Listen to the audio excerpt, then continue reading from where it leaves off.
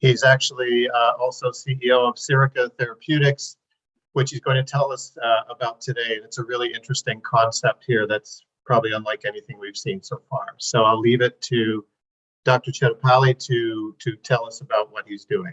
Thank you.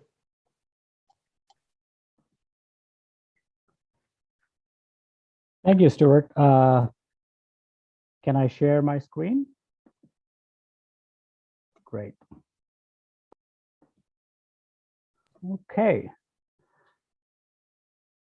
Let's see, let's go back to the top. All right. Thank you very much.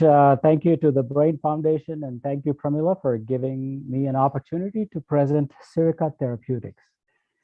And I wanted to let your audience know that this is the first time we are actually introducing this concept and this company. So this is the launch of Sirica Therapeutics in a way. Now, I was looking at the date and I was thinking 12122021. Is that a code for something, some pattern? We'll find out. But it's a great date because today I'm going to talk about Sirica Therapeutics. Let me put it on. Okay. I wanted to tell you about our daughter. Her name is Siri. She has autism. She was diagnosed when she was 3 years old. And like everybody else, we had to struggle to find what exactly needs to be done. One of the biggest things out there at that time was early, but it was ABA therapy. And, we followed the doctor's instructions and it did help. Although it was very painful, 20 to 30 hours is a lot of struggle.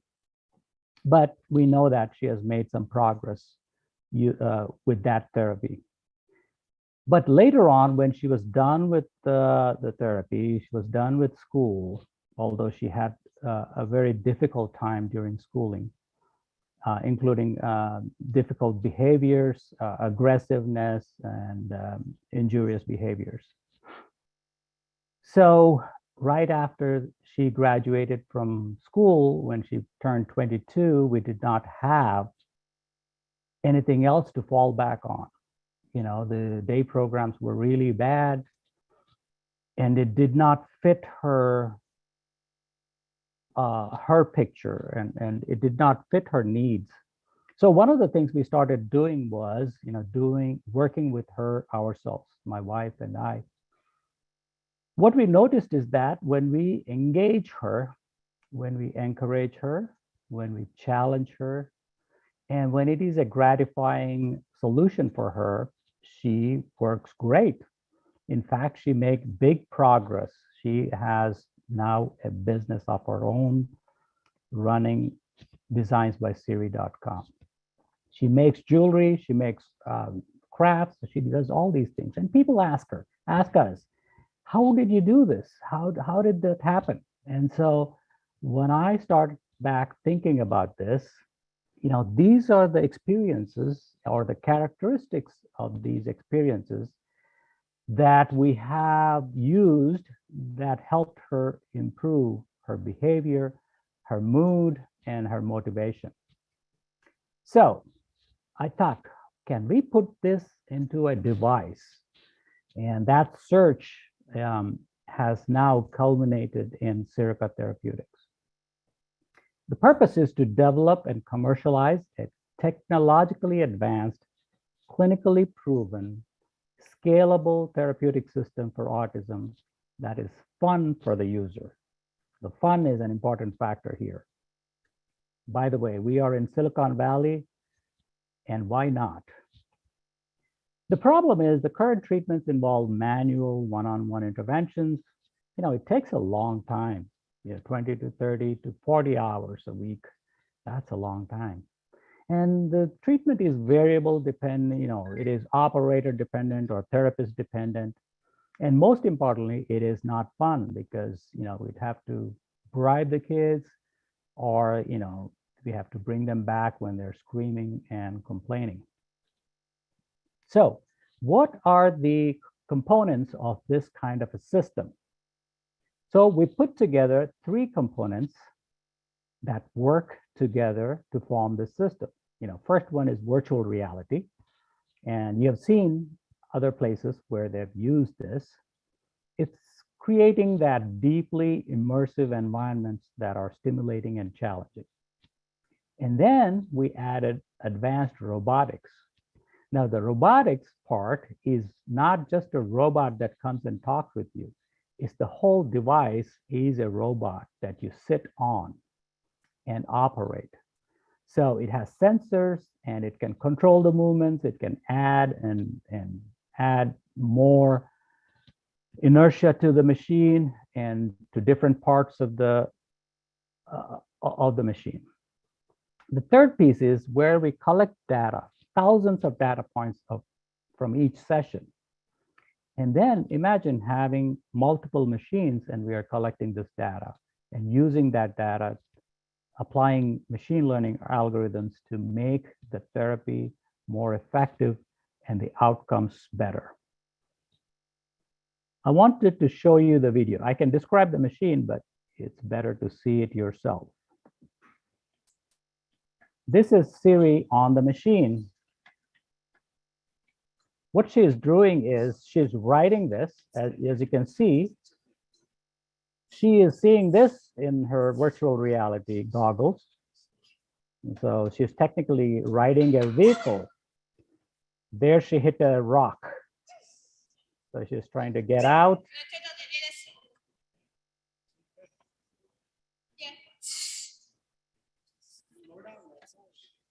And this is the first time she's writing it.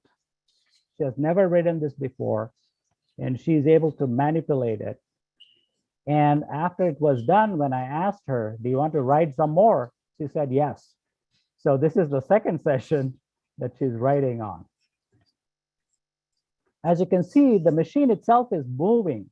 So she can feel the bumps in the road and the rocks that she's hitting.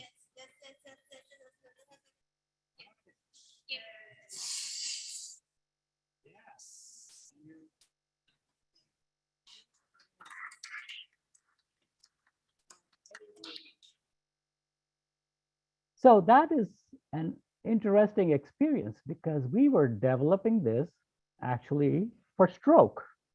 But we had an idea that this machine could potentially be used for autism and many other similar neurological conditions where you need to put people in an environment where there is urgency and also it is a task-oriented therapy. And the idea behind this is that this will stimulate neuroplasticity. And I don't want to talk more into the science of it, but I will have that at another talk. So what we have done is it took a few years for us to develop this prototype. It took about 4 years to actually fine-tune this system so that the software, the hardware, the robotics, all these pieces work together and can give us enough data. So what's happening right now is that we are taking this as a separate company. Sirica is going to be purely focused on autism. Torque3 is the original company, and that will continue.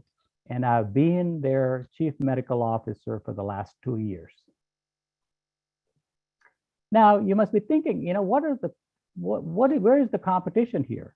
Well, I kind of did a Google search trying to find competitors in the robotic space, the virtual reality space, the machine learning space, and there has been some progress. For example, Yale University researchers are trying to do job training using a robot, but this is a robot that talks to you and is more like a teacher. I've looked at Fourier, which is a VR learning system. And this is where you put on your VR goggles and it walks you through several lessons.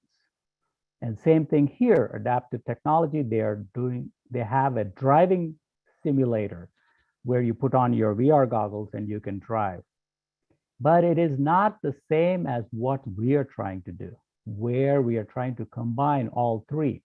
Cognoa, some of you may know, they have a digital diagnosis and treatment system using videos and iPhone.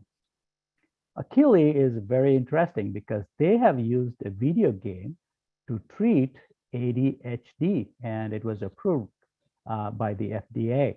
So this is just a video game that you hold and play. Now, what if you combine all these three different mechanisms and put it together in one piece? And that's what Sirica Therapeutics is trying to do. Now, we all know the economics, right? You know, there have been some great speakers, and there is this urgency that, you know, autism is growing. It used to be 1 in 54, and now it is 1 in 44 births, just 2 years ago. FDA has a very favorable regulation process now for this disease because of the urgency. And right now we have coverage in 50 states for therapy. Now, the main therapy is the behavior and the speech and OT, where we will need 60,000 therapists to be able to manage the demand right now. And the demand keeps growing. But right now we have only 30,000 therapists that are working. So we need 30 more. So there is such a high demand. And of course, the market size is going to grow. By 2025, it'll be 461 billion. So I put together a team, myself. My name is Yuli Chetapalli. I am a physician by training. I practiced emergency medicine at Kaiser. I have a background in epidemiology, population health, a master's from UCLA. Most of my career, I was at Kaiser. I developed systems, technologies, and platforms, which are now working in 21 hospitals, emergency departments. I worked at Anthem AI, designing AI systems. I worked at Torque3, being their chief medical officer. And also I created a community of physician innovators at innovatormd.com.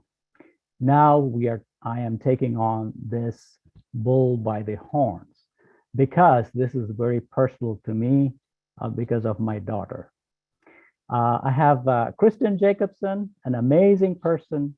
She and a few other parents got together several years ago and changed the laws. They went to the Senate in Sacramento and wrote these laws that hopefully one day will change the coverage for autism. And they were successful after 4 years of working diligently on it. She also worked at Autism Speaks, McKinsey, and she has an MBA from Stanford. Hiren Patel, you know, he's a biomedical engineer. He has worked from Rutgers, has worked at J&J, Zimmer, Biomed, and Cook Medical. And Tim Lacey, he's our science guru.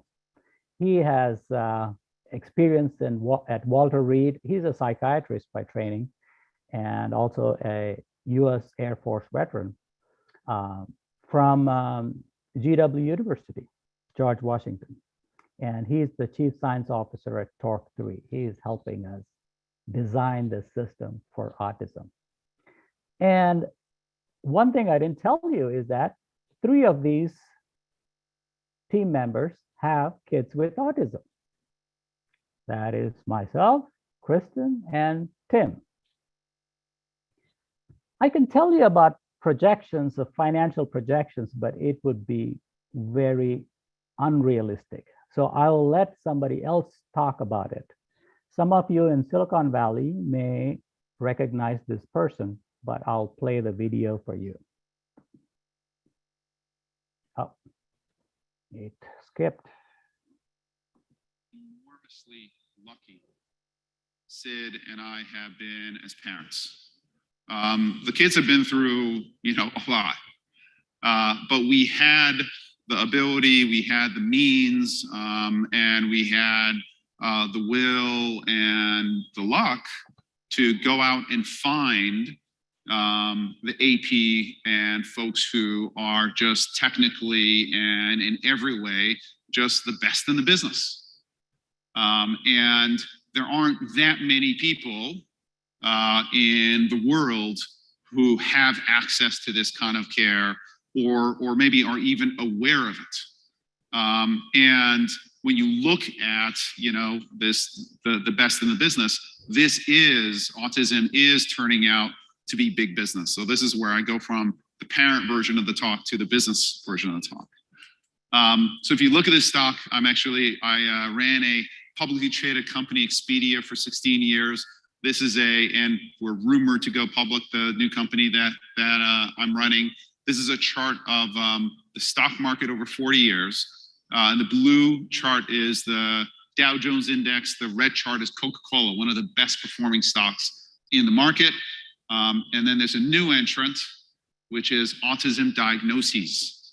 Beats them all, right? So if you look at autism diagnoses as a growth industry, this is the ultimate growth industry. It's extraordinary how fast the rate of diagnoses has increased over the past 40 years. And Ron and I were talking about it. You know, is it that the definition, the spectrum definition, has expanded? Is it now that there's just much more awareness of the spectrum? So there's more awareness, there's more testing, et cetera. It's probably a combination of all those, right? But the fact is that this business, if you want to look at it, has gone from being a small cottage industry to being big business to being industrialized to some extent. You know, we're going from a cottage industry to the Ford Model T that has been mass produced to the Prius. Okay, so this is the ask. What we are doing is we are raising our seed round, a $2 million seed round. And we're looking for clinical partners to host and run our pilots.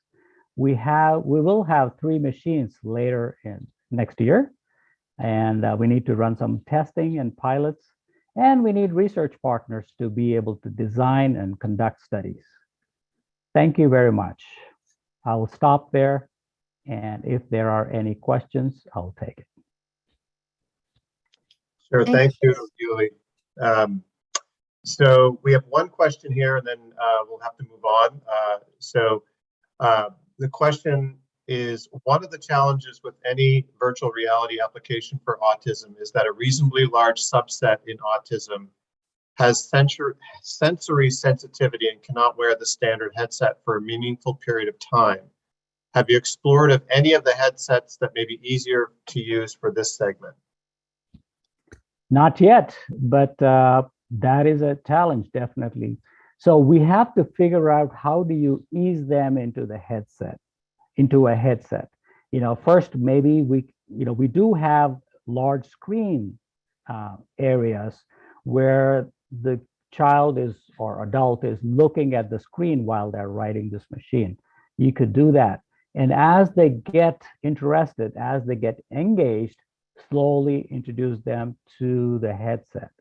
Now, the other factor is that you can control the full environment inside the game. So you can make it as blank or as less distracting as possible, or as less disturbing as possible. Is it the sound? Is it the colors? Is it the way it is designed? So we can slowly introduce them into an environment which is therapeutic. So that's what we are planning to do. Great, thank you. And there are a couple of other questions in the Q&A that in the interest of time, we should just move on, and maybe you could answer those questions directly in the Q&A. That would be great. Sure, thank you very much. Sure. Yes, let me take over here and introduce Dr. Campbell. He's CEO of Axial Biotherapeutics, Stuart Campbell. is Senior Vice President of R&D at Axial Therapeutics, and he brings 25 years of drug discovery and development experience to Axial. He has companies in multiple capacities and is a co-inventor on more than 15 issued patents. Thank you so much for consenting to chair the session. So take it away, Stuart. Thank you, Pramila, and thank you again for the opportunity to present here again. And I hope you can see. You should. It might not be. Yes, I'm seeing the 2-slide version. Okay, let me go to. Hang on, let me stop share for a moment and reshare in a different way. There we are. Is that better? Okay. Yep. All right. Well, today, earlier today, we kicked off with a talk from Sarkis Mazmanian from Caltech, and he talked a lot about the mechanisms that may be at work in between the microbiome and the brain with respect to metabolites that are produced by bacteria in the gut. And he mentioned that we would tell the next chapter of the story, which is we're beginning to translate those concepts into therapies. And I'll tell you about where we are, how we're approaching it, and where we are in this area. So quite excited to tell you. Why can't the slides advance? There we go. We'll tell you a lot about what we're trying to do here, in particular in the area of irritability associated with autism. And so as a company, we have more programs than the one I'm about to tell you about, but we're really trying to change the way that people think about treating neurological conditions, and we have some effort in cancer as well, by exploiting the way the gut microbiome interacts with us, the human host. And so just from a high-level perspective, Axial is a clinical stage company, and we're spun out of Caltech, founded by Professor Sarkis Mazmanian, and our job is to take his basic foundational science and bring it into the clinic in hopes of developing safe, effective therapeutics for various indications, including some of the co-occurring conditions that people with autism experience. And so what may be different from other companies that focus on the microbiome here is that we actually use the microbiome as a way to find new targets that could be amenable to therapeutic intervention. And so our interventions are actually gut-targeted small molecules that have very little to no systemic exposure. So these things are delivered to the gut, they transit through the gut and work on targets in the gut and affect things downstream like behavior, and we're starting to understand how that could be possible. So if we think about the different avenues of communication between the gut and the brain, we think about the microbiome gut-brain axis, and there are really three major highways here that we could group various mechanisms together.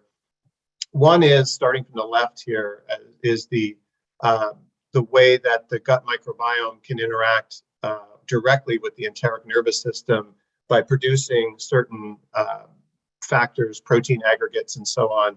And this is actually the approach that we're taking to interventions in Parkinson's disease and other neurodegenerative diseases. In the middle, where we'll focus today is really on microbial metabolites that are produced exclusively by microbes in the gut that enter circulation and ultimately reach the brain and can alter brain cell populations related to certain behaviors. And lastly, the one that we've heard an awful lot about today is really the interaction between the gut microbiome and the immune system. So the gut microbiome educates our immune system on a lifelong basis, and that can have profound impacts on things like neuroinflammation and other various processes that result in different types of conditions that need to be managed. And so to focus here on autism, though, which again is really the central avenue here that we're exploring in autism, is the communication between the gut and the brain through metabolites that are produced by gut microbes that go through the blood and get to the brain. I won't go through this. We've heard this multiple times today about some of the background in autism, but I think what we should focus on here is that on the right-hand side, there are several behavioral interventions that are very helpful for certain segments of the autistic population. However, some require more help and support. And so there are painfully few options, drug pharmaceutical interventions that are safe and effective in this population. So there's large unmet needs in this population. And in fact, the only two approved drugs for anything to do with autism in the US are two atypical antipsychotics that are prescribed to manage irritability associated with autism. Given the safety profiles of these drugs, we think this is still a very significant unmet need. And so this was an area that we wanted to explore further for a variety of reasons that I'll show you as we go through this. So our motivation and rationale here is really, again, that there's very little from an option standpoint for parents and families. We know that GI disturbances, and we've heard a lot about this again today from several presenters, that GI disturbances are very prevalent in this population. The gut microbiome in children with autism is different compared to control populations. And these differences, and we'll show a little bit of this, can result in alterations of the metabolite profile that we see in certain segments of the autistic population. And so what we've tried to understand here is whether these metabolites could actually be contributing somehow to various manifestations of autism or its co-occurring conditions. And then therefore, could that offer new avenues for intervention?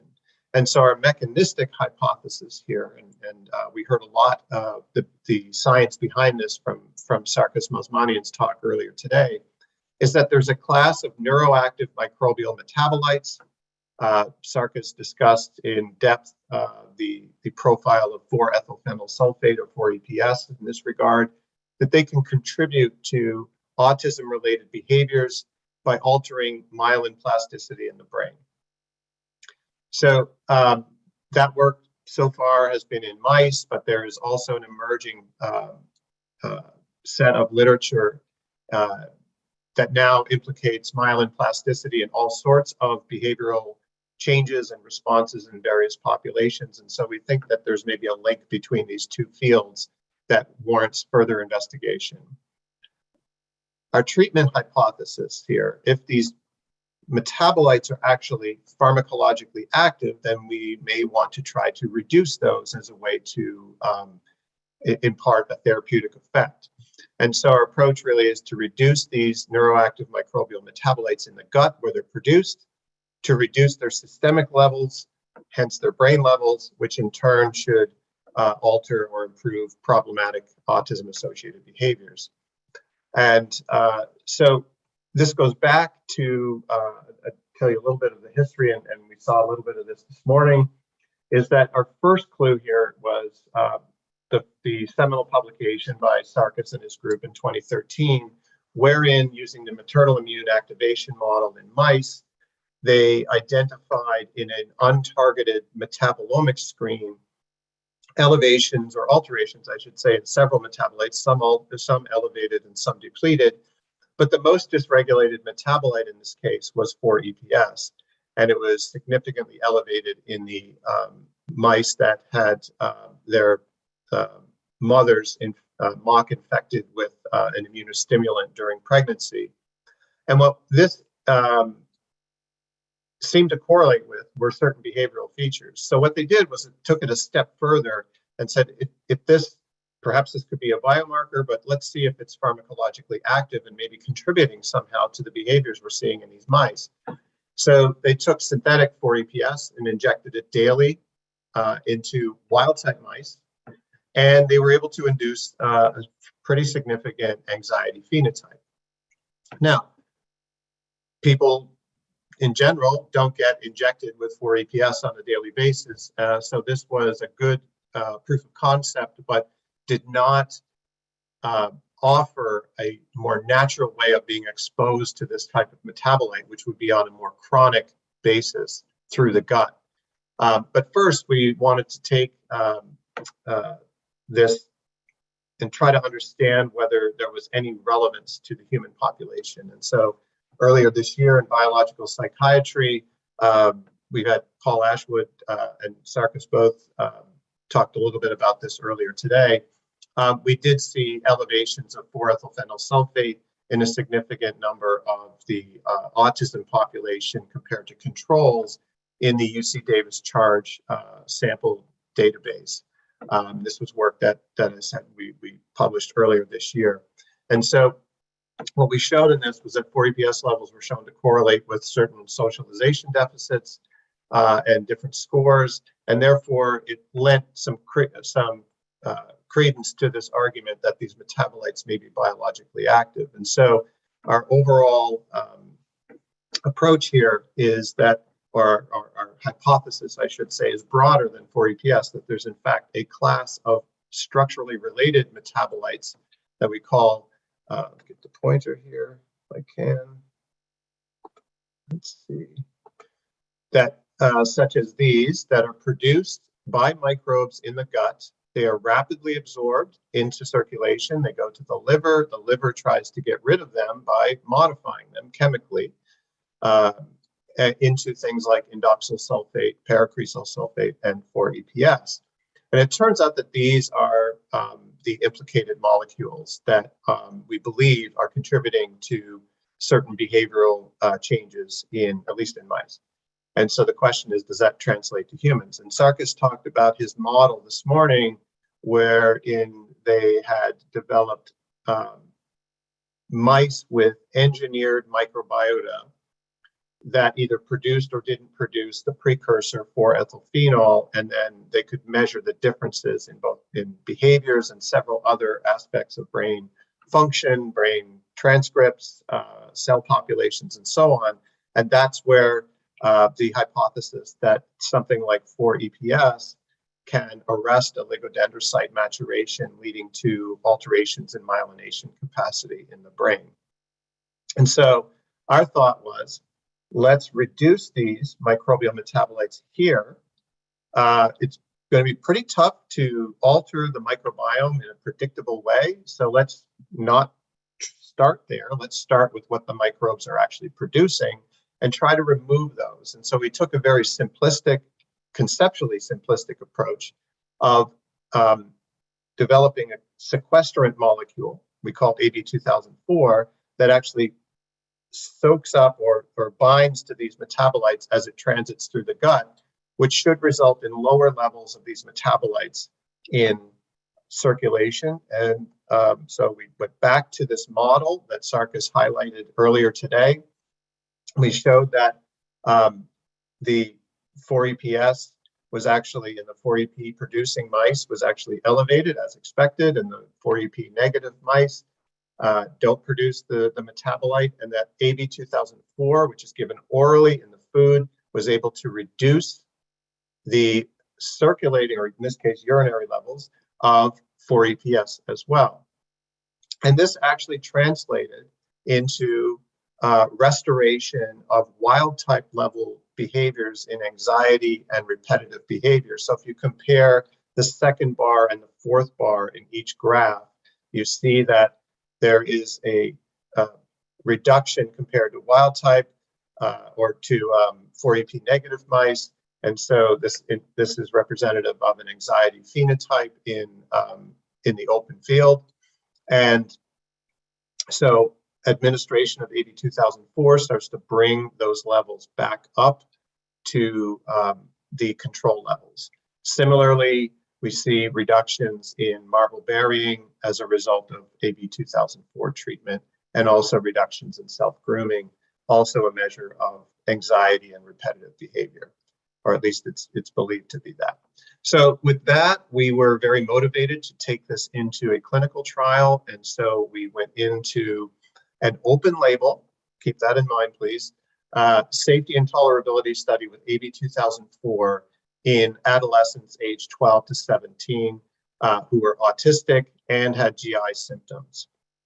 And this was, as I said, an open label dose escalation study in which we gave low dose for 2 weeks. Safety assessment was done. If they were tolerating and everything looked safe, they would progress to the medium dose for 2 weeks, same type of assessments, and then on high dose for 4 weeks. Then we took the drug away, and then we followed up with them 4 weeks later to see what the rebound effect looked like. And so, again, safety and tolerability were the main goals of this study, but we also wanted to see whether the AB 2004 could reduce these metabolite levels and whether we could see any changes in behavior. And since there's always this question of how well mouse models of behavior translate to humans, most would argue not very well. And so rather than pinpoint a particular type of behavioral measurement, we actually measured a very wide range of behaviors in order to give us the best chance of seeing a change if it was there. And so we did the aberrant behavior checklist, we did the Vineland, we did repetitive behavior, pediatric anxiety rating scale, etc. And what we can say is that the drug was very safe and well tolerated at all doses.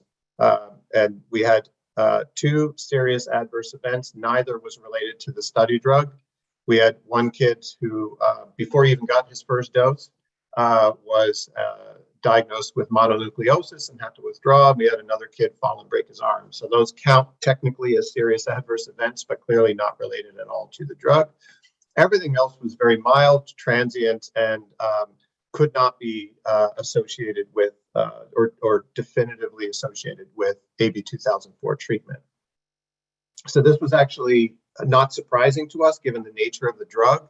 It's an oral medication mixed with food. The kids eat it, it travels through the GI, and you simply excrete it out in the stool. So we expected a very good safety profile, and that's what we saw. In terms of behavior and metabolite changes, remember that in the mice, we saw a significant anxiety phenotype with exposure to 4-ethylphenyl sulfate, shown here. And we were able to correct that anxiety phenotype in mice with the treatment of AB 2004. So when we looked at the entire cohort here of 26 kids, we saw maybe a slight reduction, but certainly not significant. But I'll just remind you that coming into this study, we did not include or exclude based on a particular anxiety score or any other thing. You just had to have a diagnosis of autism and have GI symptoms. So we had a full range of different profiles in this study. And so what we saw was significant reductions, not only in 4-EPS, but paracresol sulfate, indoxyl sulfate, and several other structurally related metabolites by the action of AB 2004. So this is good evidence of target engagement. And when we actually did a post hoc subgroup analysis of those kids who came in with a high anxiety score, a high anxiety score, so in the pediatric anxiety rating scale, that's a score of 10 or higher, we actually saw a significant improvement in those kids' anxiety scores over the course of the 8-week treatment. We also saw a different pattern of metabolite changes in these kids. And so that gives us maybe the opportunity to go back and do some data mining to understand the relationships of these metabolites, both their starting levels and their changes as they relate to different changes in these types of behavioral scores. What we don't show here is that the reduction in anxiety score persisted through the 4-week recovery period. What's interesting is when we go to irritability, which is a subset of the aberrant behavior checklist, so the so-called ABCI score. We again saw significant reductions in several key metabolites. And at the group level, where we see the very large error bars here, so a lot of variability in the baseline scores, we still saw a significant drop in irritability score. We would do the same kind of post hoc subgroup analysis. We see, again, reductions in the metabolites, and we saw an even greater reduction, more significant reduction in the irritability scores in those kids who entered the study with a high anxiety score, in this case, a score above 15 on the ABCI. So to put this in context, the two drugs that are approved for irritability associated with autism are aripiprazole and risperidone, two atypical antipsychotics. Both have significant side effects that we believe limits their prescription by physicians, because you're trading the irritability profile for a different set of symptoms, such as metabolic disease, weight gain, etc.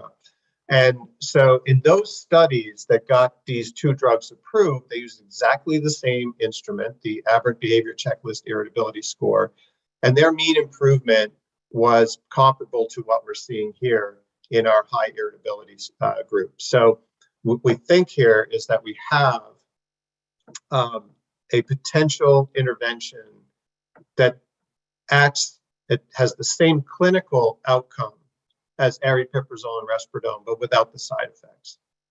And so the interesting thing here is that when we take the drug away, so this is baseline, we see their input score, we see the score reduction at the end of treatment, and 4 weeks later, after the drug is taken away, the irritability scores start to bounce back. What we see here is the metabolite changes in between baseline and end of treatment, and then we see them all go back essentially to baseline by the end of the recovery period.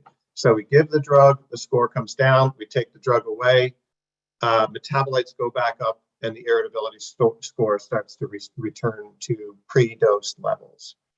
So this was encouraging, but again, I'll come back to the open label nature of this study. And we all know that we've seen several studies that are open label, not placebo-controlled, that yield very encouraging results. And so we have to be very cautious about over-interpreting these data, but we are very encouraged that we have something that for sure is very safe and well tolerated, and we can actually move the metabolites in a significant way in both blood and urine over an 8-week period. We actually see metabolite levels come down sooner than that. And so metabolite levels bounce right back within 4 weeks of stopping treatment. And we did see significant improvements in irritability and anxiety in those populations who had the high scores coming in. So what this does is it motivates us to do what we're doing now, which is a placebo-controlled, fully double-blinded, randomized clinical trial that is designed to give the litmus test here for the efficacy of AB 2004. And our primary endpoint here is irritability score change at 8 weeks between comparing placebo to high-dose group. And we also have several secondary endpoints that allow us to do analyses of low dose versus placebo, et cetera.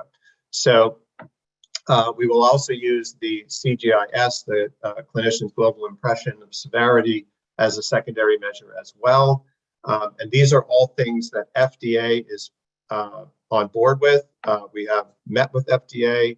We're aligned on this design. We're aligned on the endpoints, and because the two other drugs that are approved used essentially this same instrument in this same population and a very similar trial design, this takes a lot of the regulatory risk out of the development path for this drug.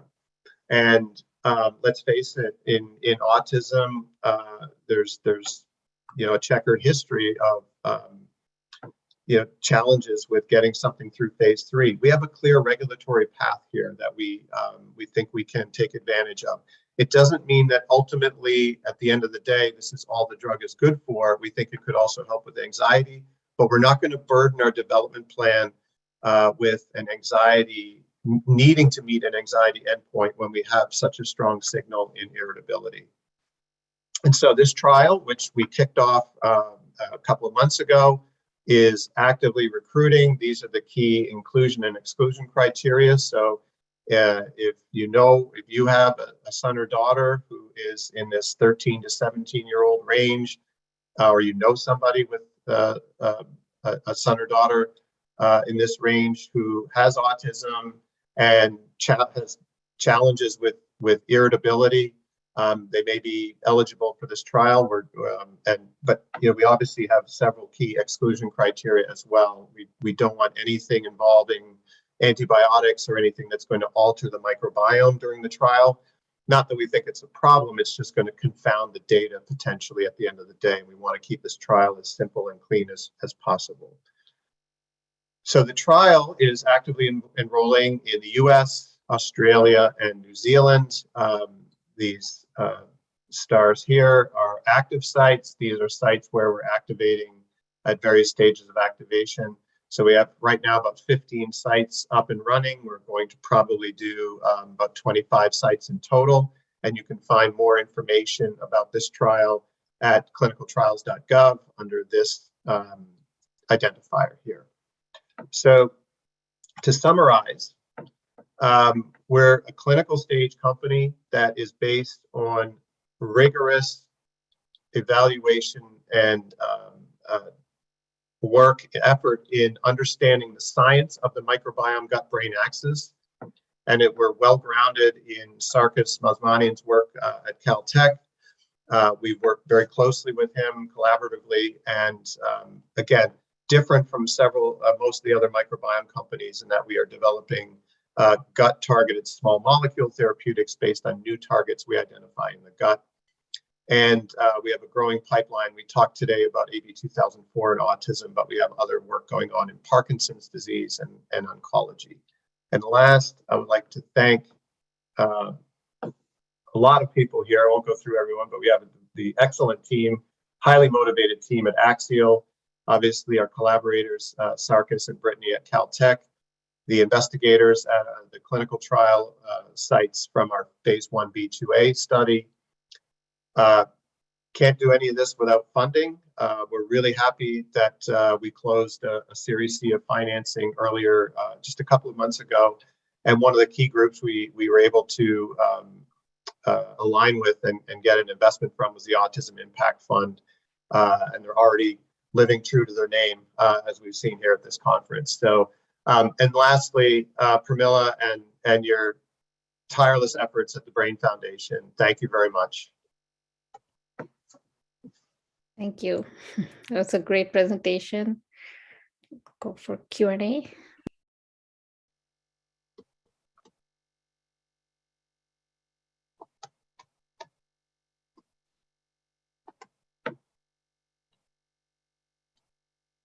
Uniform as possible, but so right now we exclude people taking antipsychotic drugs.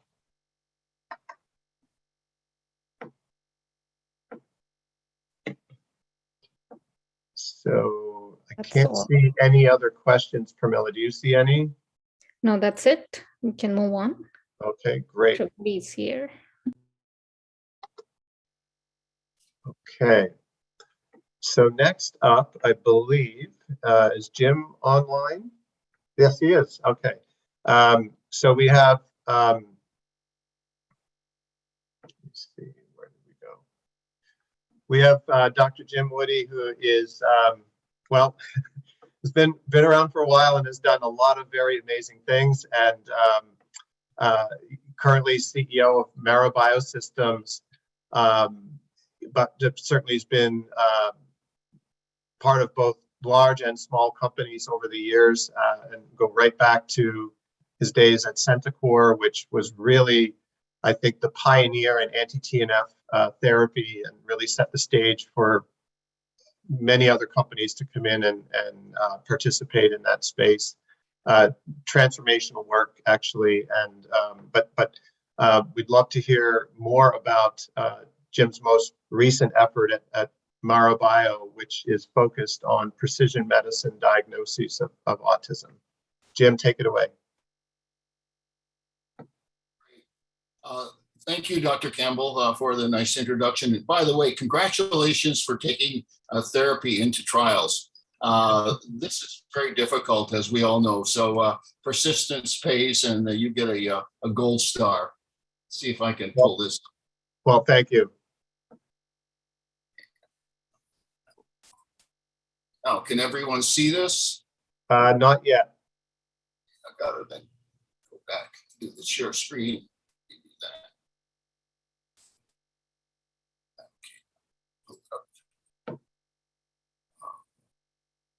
Unfortunately, it just disappeared. I'm going to have to go back and recharge. Okay. Sorry about that.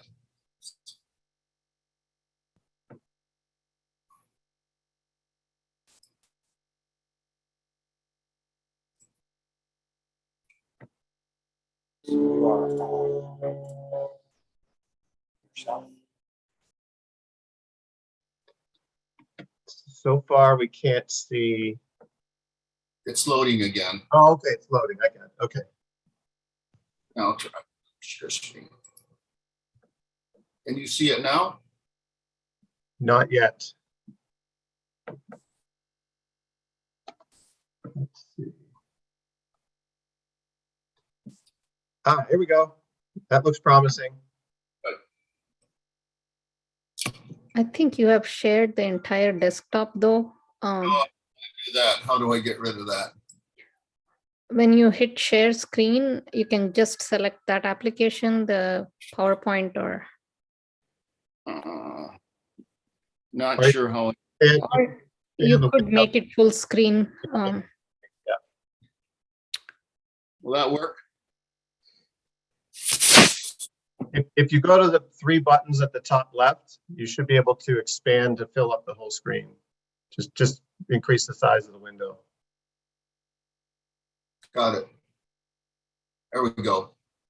Sorry about that. Hey, all right, that's it. All right, good luck. So first, I want to thank the Brain Foundation for sponsoring the Synchrony meeting. Since I'm a newcomer from the clinical therapeutic field, I've really found your conference to be extremely informative. And a special thanks to Pramila as mission control, who's done an amazing job at herding all of these cats along. So congratulations. Thank you. We believe we have a precision medicine company that's aimed at predicting autism before symptoms exist, and ultimately to allow parents a choice for 10 to 25% of autism cases per year, which I will explain later in the next detail. This is the first ever actionable diagnostic test, we feel, for assessing the risk of having an autistic child. And it's really based on the decade-long work of Dr. Judy Vlandewater at the UC Davis Mind Institute, who many of you know. We believe it represents a really fundamental breakthrough for a subtype of ASD biology simply by testing the mother's blood for autoimmune antibodies to fetal brain proteins, somewhat akin to the anti-folate receptor antibodies described by Dr. Quantros yesterday. So this is a precision medicine opportunity because we think it's the only technology that can both test for a child's risk of ASD before symptoms exist, and eventually serve as a companion diagnostic to allow parents to decide if they wish the mother to be treated with a novel therapeutic antibody that could eliminate these autoantibodies, allowing parents to have a normal child in 10 to 25% of ASD cases. More on this later with the details. We think there's a sizable market for this simple maternal blood test, which I'll explain as we go along. So I'll spend a moment on our team here. Dr. Martin Kligfield is chairman of Microbiome. He was on the board of Cure Autism, now that has merged into Autism Speaks. He has an autistic child and is well-versed in all the aspects of ASD care, and is a Microbiome founder and the champion of our technology. Chuck Gardner is also a founder and was actually one of the builders of the UC Davis Mind Institute. He was the founder of Advanced Education and a founder of Hello Housing for ASD, built houses for ASD children. He is currently on the board of Community Living Options, and he has a child with autism and is a especially helpful contributor. Vince Lorenzo is former chairman of the board of Becton Dickinson and recently joined our board.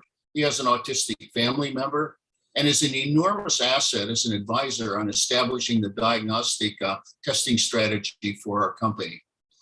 Judy Vlandewater, who many of you know, has been working on this for over a decade.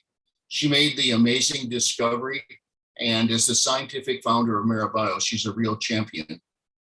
I'm a pediatric immunologist. I was ironically drafted into the Navy from Boston Children's Hospital to manage their radiation injury program, as I had done bone marrow transplant. My Navy group was the first one to determine what HLA matching was necessary for successful marrow transplant. And my colleagues and I, with congressional approval, founded the National Marrow Donor Program, which has actually helped over 100,000 people receive transplants. I moved on to be Chief Scientific Officer of Centocor, where my team developed, as they noted, the first anti-TNF inhibitor called infliximab or Remicade for rheumatoid arthritis, Crohn's disease, and psoriasis, which is still sold by J&J for over $1 billion a year. I moved on and became general manager of Roche Bioscience, which is formerly Syntex, for 8 years. So I've recycled several times. I went on to be founding CEO of Oncomed, a therapeutic antibody company. And then I joined a venture fund, went over to the dark side and invested in 10 to 15 companies. 2 of them were antibody diagnostic technologies. We founded several companies that made drugs bought by big pharma. And one of them is actually selling for over $1 billion a year. So I've done a lot of different things as we moved along.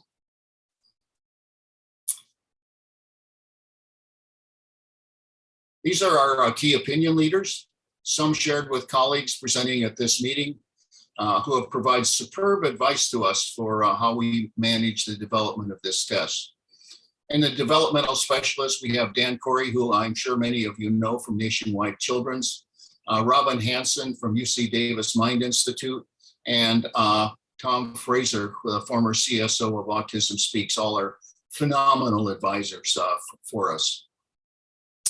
We also have David Traver, a very insightful local pediatrician here in Palo Alto that has a huge ASD practice, even a prenatal practice in his pediatric group.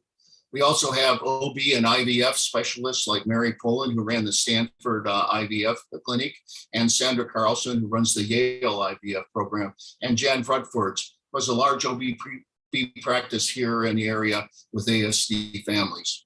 We have Bobby Rethmiller to help us design clinical trials, and Stan Lepidus is an advisor. Stan had a former company, Synaptics, for ASD genetic diagnosis. He also invented the pap smear and Cologuard. So he's an amazing person with Sage device. Lastly, we have Nina Agenofor, an expert in diagnostic trials, statistical analysis, AI, and machine learning from Stanford University, who's really validated our technology.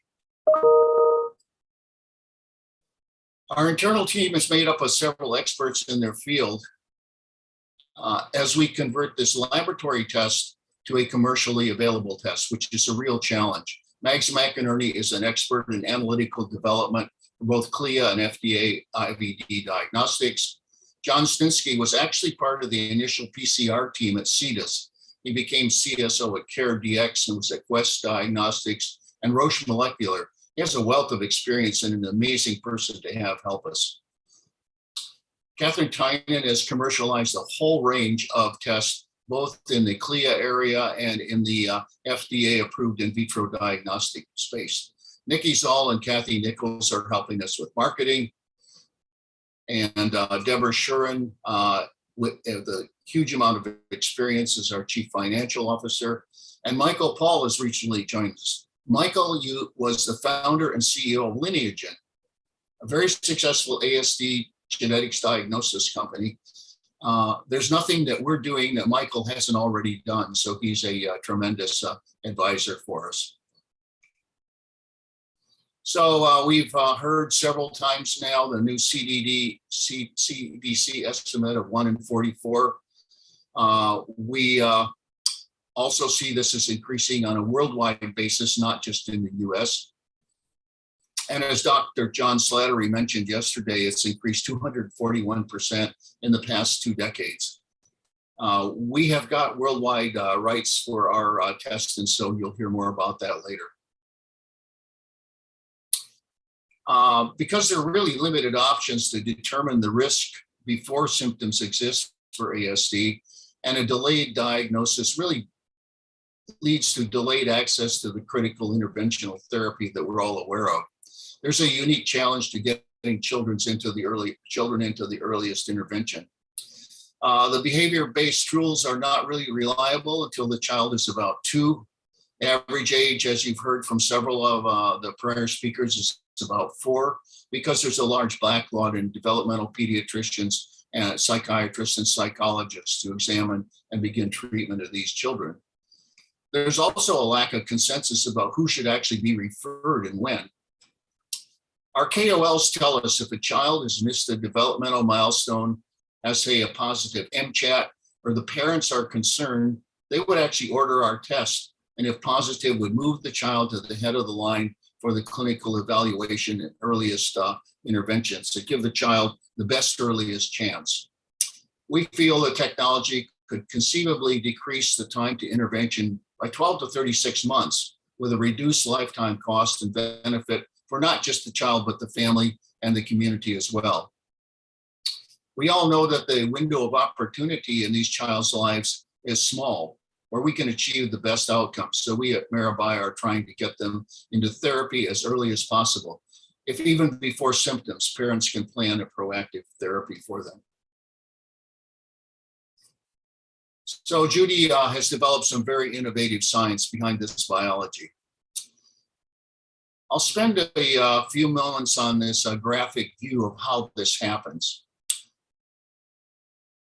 Some women, for unknown reasons, have preformed antibodies to infant brain proteins that they carry for years before and after pregnancy. At the time of pregnancy, these antibodies cross the placenta at about day 100 and damage the infant brain.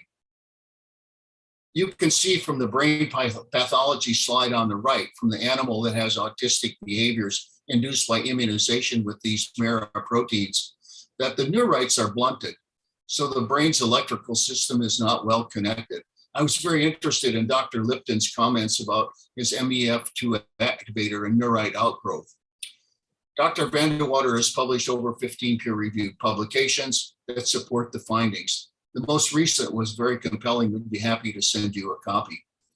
As we use our Stanford statistician to validate the findings that we had made. The test is very highly predictive. There are very few false positive, and we have a proprietary position.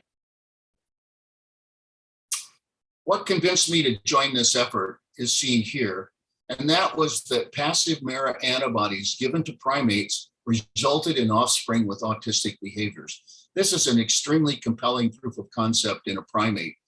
I doubt if any other technologies have anything similar in proving the theory of their test. Here are the 8 specific proteins. It's noteworthy that these brain proteins really exist in fetal humans, primates, and rodents, and they're largely downregulated in adults. So Dr. Vlandewater has developed animal models where the offspring of animals immunized with these MERA proteins demonstrate antisocial autistic-like behavior. The videos of these animals is very gripping. This immunopathology slide just shows that the antibodies do actually enter the brain tissue of these animals that are immunized. Now I'll spend time for some clinical correlation data. The test is a standard ELISA test. We've done 2 retrospective and 2 prospective studies. Others are being performed to date. So here is some of the data. The 2 prospective studies, as outlined, involved analyzing samples in a blinded manner, then calculated the accuracy of predicting an ASD outcome. which was very high as seen, almost over 99%. We use this for validating the laboratory developed test. The two prospective tests used samples drawn during pregnancy for other reasons. Then the patient was followed for fetal outcome. Again, the test predicted ASD outcome very accurately in over 95% of the cases. With 700 samples analyzed, the data really supports the MERA hypothesis with real biology versus algorithmic associations. We initially planned to use the test to get children to the earliest beneficial therapy. Other follow-on indications will be for women with a prior ASD child wishing to become pregnant today. Again, if she has the antibodies, she'll have another autistic child. Women over 35 contemplating their first pregnancy, or women in IVF programs. Our OB-IVF consultants strongly support these particular indications. Now, we will not be testing any pregnant women. Now let's move on to the therapy potential for this. This is the next generation of things coming along. So there's a new technology called Anti-Fcrn antibodies just being approved for therapy in various autoimmune conditions like myasthenia gravis, where the patient has autoantibodies to their own acetylcholine receptor, which causes severe weakness. The 5 current companies that have these antibodies in trials are seen on the right here. I think one or more of them will get FDA approval probably this year or early next year. When anti-FcRn antibodies are administered, as shown on the graph on the left, serum IgG antibodies can basically be eliminated. Momenta, purchased by J&J, was actually treated pregnant women who had antibodies to infant red cells, where the first baby failed to survive. The therapy allowed a normal child to be delivered. The rest of the trial is still in progress, but the proof of concept that this can be done is clear and safely. The science behind this has to do with how the body processes circulating IgG antibodies. The IgG binds the Fc receptors on various endothelial cells. If the antibody is damaged, it immediately goes to the proteasome and is converted into its amino acid. If not, it's recycled back into the circulation. If the FcRn is blocked, then all of the antibodies are degraded. The FcRn is actually also the same receptor that allows antibodies to cross the placenta to the baby. So anti-FcRn actually blocks both. MERA Bio's filed intellectual property on the use of anti-FcRn for MERA indication. Shown here is a rodent that's been immunized with MERA proteins and has antibodies to CRIMP1. We reduced the CRIMP1 antibodies with a single dose of anti-FcRn as a proof of concept that this can be done at least in an animal model. Let's look at our timelines and market size for this particular test. So we are partway through analytical validation. We'll be doing a clinical validation study in parallel. The anti-FcRn program will need quite a lot of animal model proof of concepts, which will probably take 12 to 18 months or more to do. The potential market size for the MERA test is large and growing. You can see the numbers, almost 750,000 people might be eligible for the test. So it's a very large market. So we think our test represents a paradigm shift.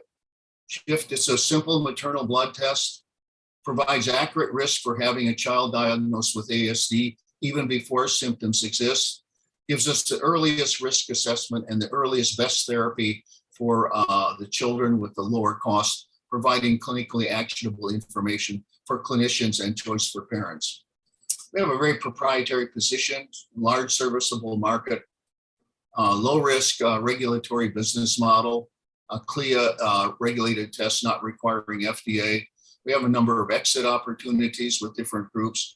And for the larger vision, these proteins have genes, RNA, pathways, and epigenetic influence. And they finally allow the vast genetics database to correlate with real biology that we can show damages the brain, and maybe give us new aspects to ASD, including potential therapies. So I will stop there, and I'm happy to answer any questions you might have. Okay, thank you very much, Dr. Woody. And so there are a couple of questions showing up here that I can see. I think we have time for maybe one or two. So one is, I've often wondered why and how one could, and this doesn't seem to be an issue in your case. Is that right? You just showed some data where it does actually get into the brain. Is that right? Yeah. In the developing infant, I think the blood-brain barrier is less secure than in adults. That was also outlined by the antibodies to the so similar sort of things that they do leak across into the brain. Interestingly enough, we find these antibodies in blood bank samples.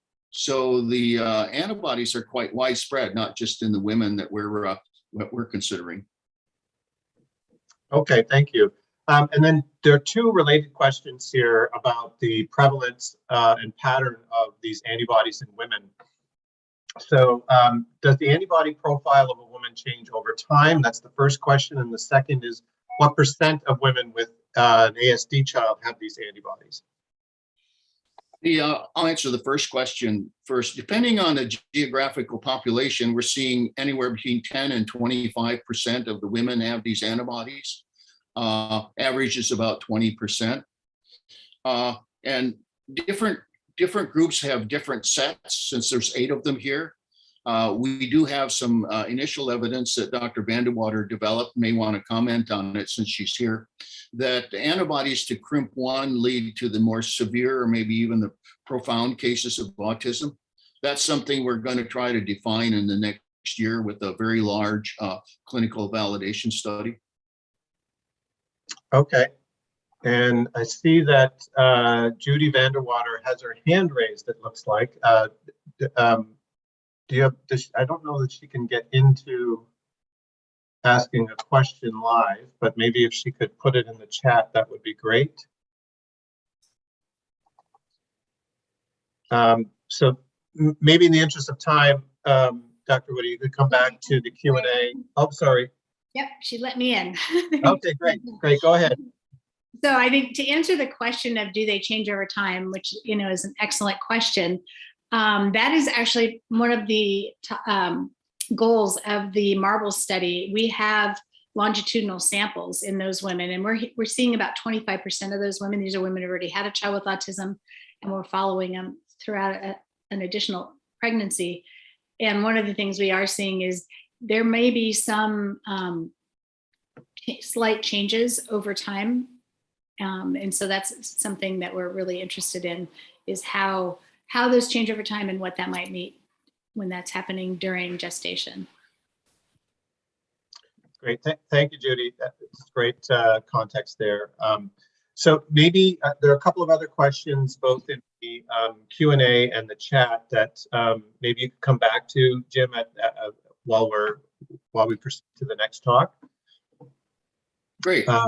So without further ado, I'll move on to the next speaker, who is Dr. Eric Wan from WAVE Neuroscience. He is both president and chief medical officer there. Dr. Wan has a very decorated career, both in the military and also in the general population as a physician, and has seen, I think, the full spectrum of different types of medical situations, and now he's applying all that experience and expertise to developing TMS, or transcranial magnetic stimulation, for Kleefstra syndrome. And maybe I'll just turn it over to him now to tell us about what's going on at WAVE Neuro. Sure. Thank you so much for the introduction, and we're really honored to be with all of you today.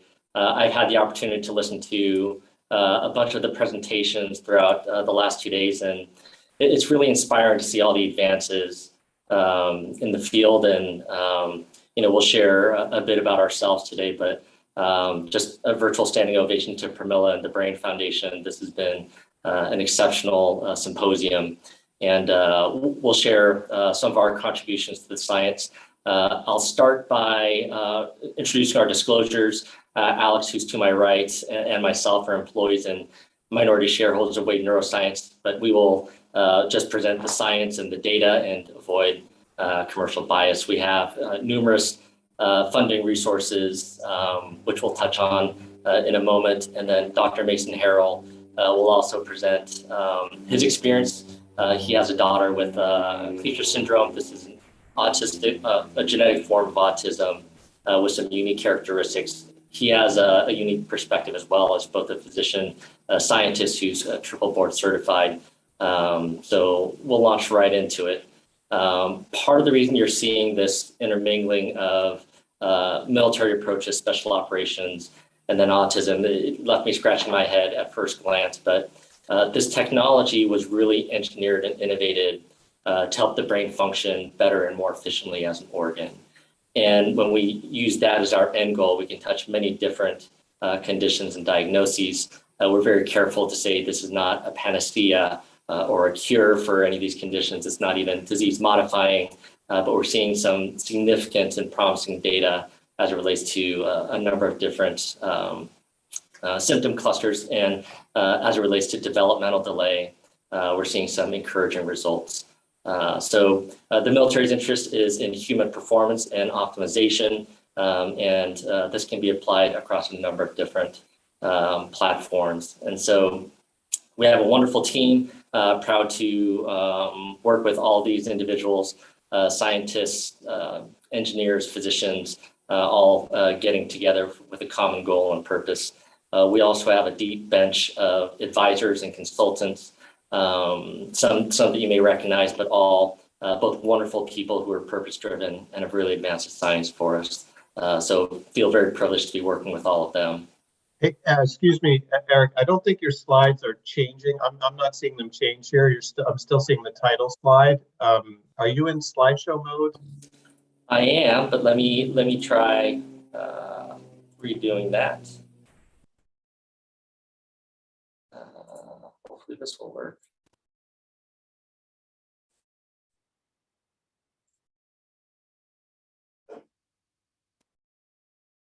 Oh. When you share your screen, share on as well. That was working there, Eric. All right, let me try that again. Go and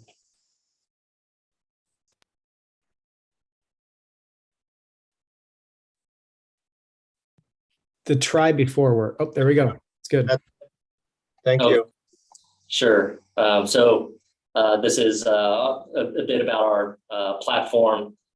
This is our team, and here are our consultants. And so I know we ran through those relatively quickly. We can make these slides available if people are interested in reviewing in more depth. But in the interest of time, I've been advised we're running a bit behind. This is our process. We first get a brainwave recording. Many of you may be familiar with quantitative EEG. It's a brain mapping technology. Alex is going to speak to that in much greater length momentarily. We run this through neurocomputational analytics and a normative database and come up with a report. This has been transformed from what used to be a 30-page report into a one-pager that is intended to be much easier to understand, taking some very complex neuroscience and distilling it into more easily interpretable biometrics. And then we're stimulating the brain using an FDA grade class 2 medical device. It's called transcranial magnetic stimulation, but we're individualizing and personalizing protocols unique to each individual. And then we can create a virtuous loop of doing these EEG scans every couple of weeks, and then ensuring that we're achieving the progress objectively and scientifically. We're very proud of our research partners. We've invested quite a bit of resources, time, and energy into validating the results that we're seeing. This is a partial list, but we're embarking on even more studies in 2022, moving to larger sample sizes and outside of just pilot data. And I'll turn it over to Alex to talk a bit more about our EEG science relative to autism. All right, so heading over to what Dr. Kwan just covered, an EEG is a measurement of cortical electrical activity. It could be taken during eyes open or eyes closed states. It could be taken when someone's awake or asleep. And there are different frequencies of activity that are generally expected during these different stages of alertness or sleep, eyes open, eyes closed. And when you start looking at subjects who have been diagnosed with autism or developmental delay, developmental disorders, there are common endophenotypes or features that reveal disconnective features in this EEG. So there are features, as you can see here on the left. This is looking at default mode network function, which is generally a reflective network and occurs during eyes closed waking states. We see when we compare this as well against normative controls that there are differences. And I'm going to focus on that on the next slide as well. Here's a comparison. On the left is typically developing controls versus autism confirmed children. And you can see that there are these darker lines that progress from left to right of the screen, going from 30, 60, 90 to 120 months up to 10 years of age. And we can see that the x-axis is frequency for eyes closed resting EEG. And everyone starts with a frequency approximately below 8, but you can see typically developing children around 30 months have a dominant brainwave frequency of about 8 hertz or 8 oscillations or brainwave oscillations per second. That progresses up to about 10 to 11 by about 90 to 120 months. And when we're comparing that against autism, what we can see here is that frequency maxes out at about 9 to 10 hertz. So there's a frequency component here that's intrinsically underdeveloped when we're looking at children with ASD. And this component is something that's important to recognize and understand, because when it comes to alpha activity, this has been demonstrated to be reflective of our sampling frequency, essentially the number of pieces of information we're taking per second. It's explained by Nyquist's rule of frequency sampling, but the faster the frequency, the faster generally our sensory perceptive rhythm is.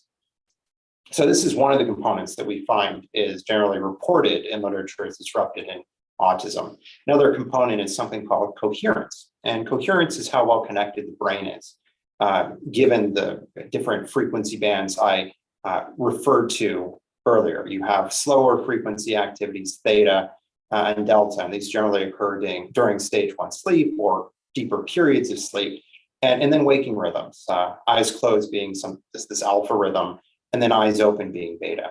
And fairly reliably, what's found is that this alpha rhythm, in addition to being slower in its expected frequency, it's also less connected in general, especially between anterior and posterior cortical regions. That is, it tends to be hyperconnected posteriorly, and there's underconnectivity between posterior and anterior regions. So you might have excess of alpha activity in posterior regions of eyes closed resting EEG, but you'll see that it's quite underdeveloped in frontocenntral regions.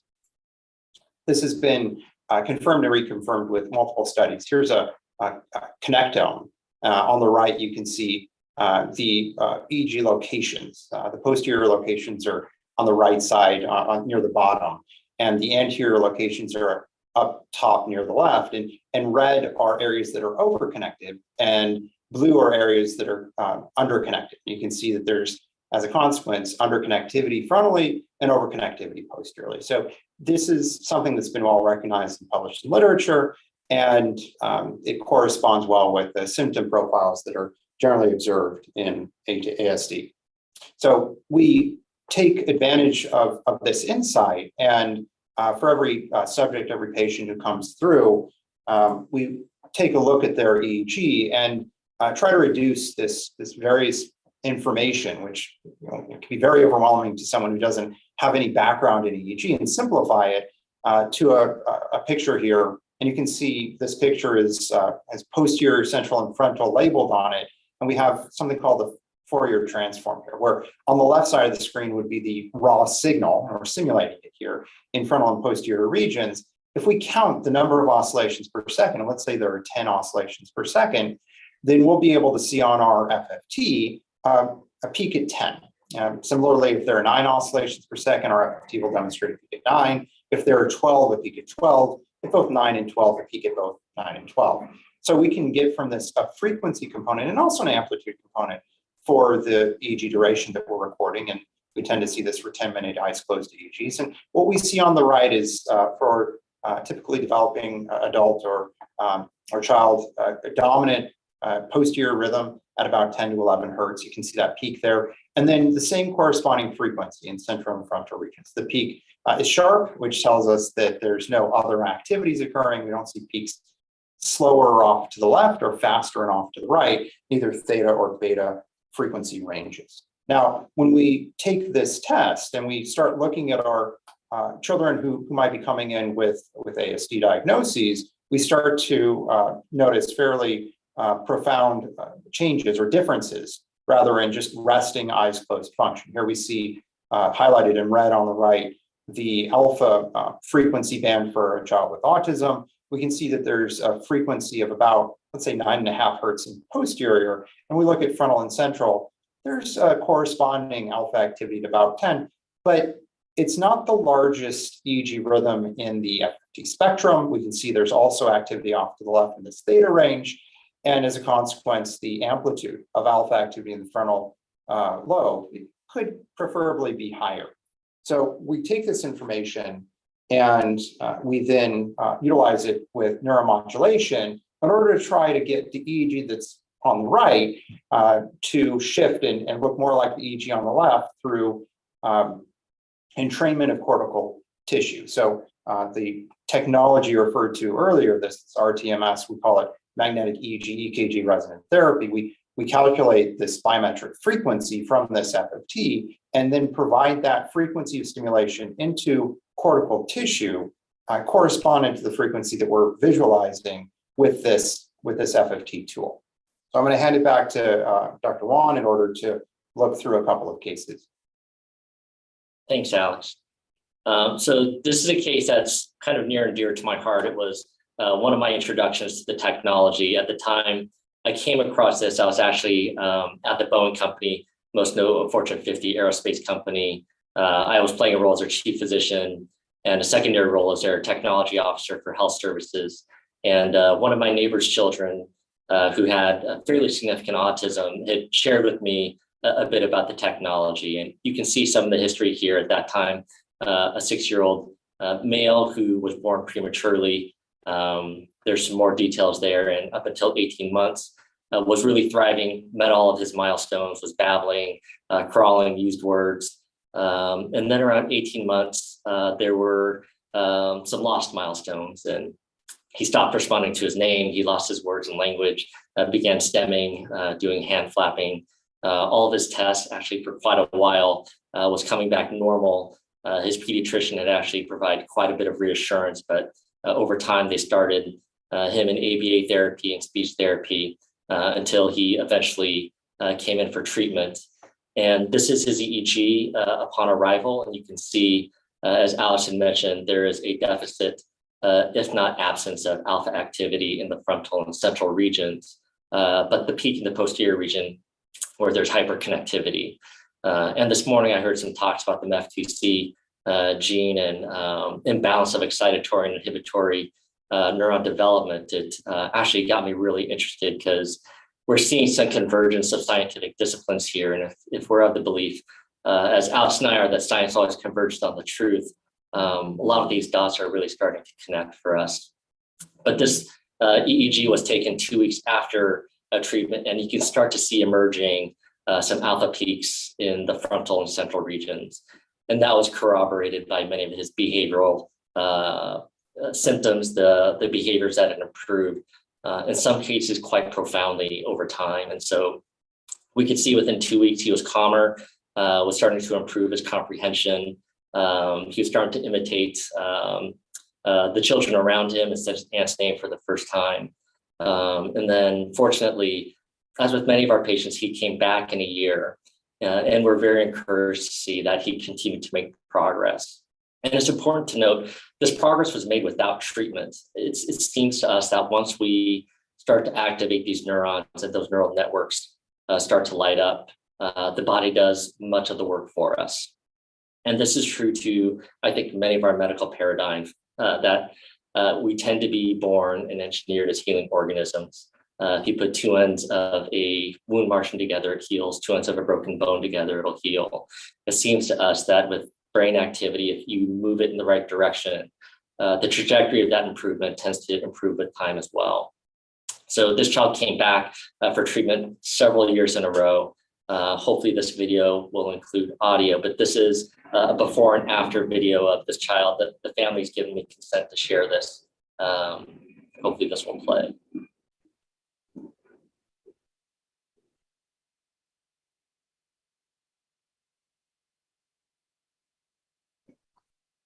And then they had to go, they went on vacation, they went somewhere. Okay, I need it. And if we do miss one, or if he moves too much, we usually just add another one to the end.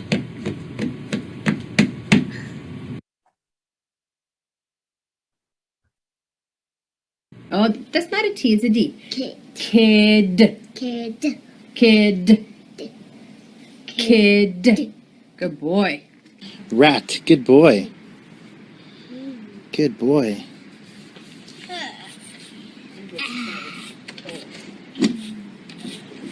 When? So before I turn it over to Alice, I should mention not every child has this kind of progress, but we're really encouraged by his change, and it was part of what compelled me to move over to join this organization.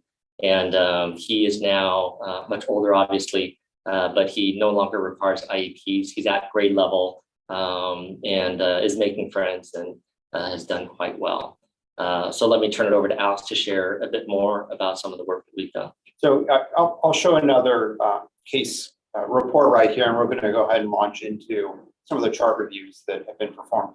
I just wanted to note that for the therapy, we measure individual alpha frequencies, which can vary person to person. So we task the RTMS device to match with the frequency that we're measuring in the EEG, and one person might receive stimulation 9 hertz or 9 times per second, or another one might receive it 11 times per second. And these are daily 30-minute sessions where stimulation is applied over the course of Monday through Friday, generally 5 days a week, and then EEGs are taken serially, as was mentioned earlier. Here are twins, identical twins, and you can see this line here, February 15, February 17. This is the baseline for the identical twins, and their EEGs look a little different, and the severity of their disorder was also similarly different.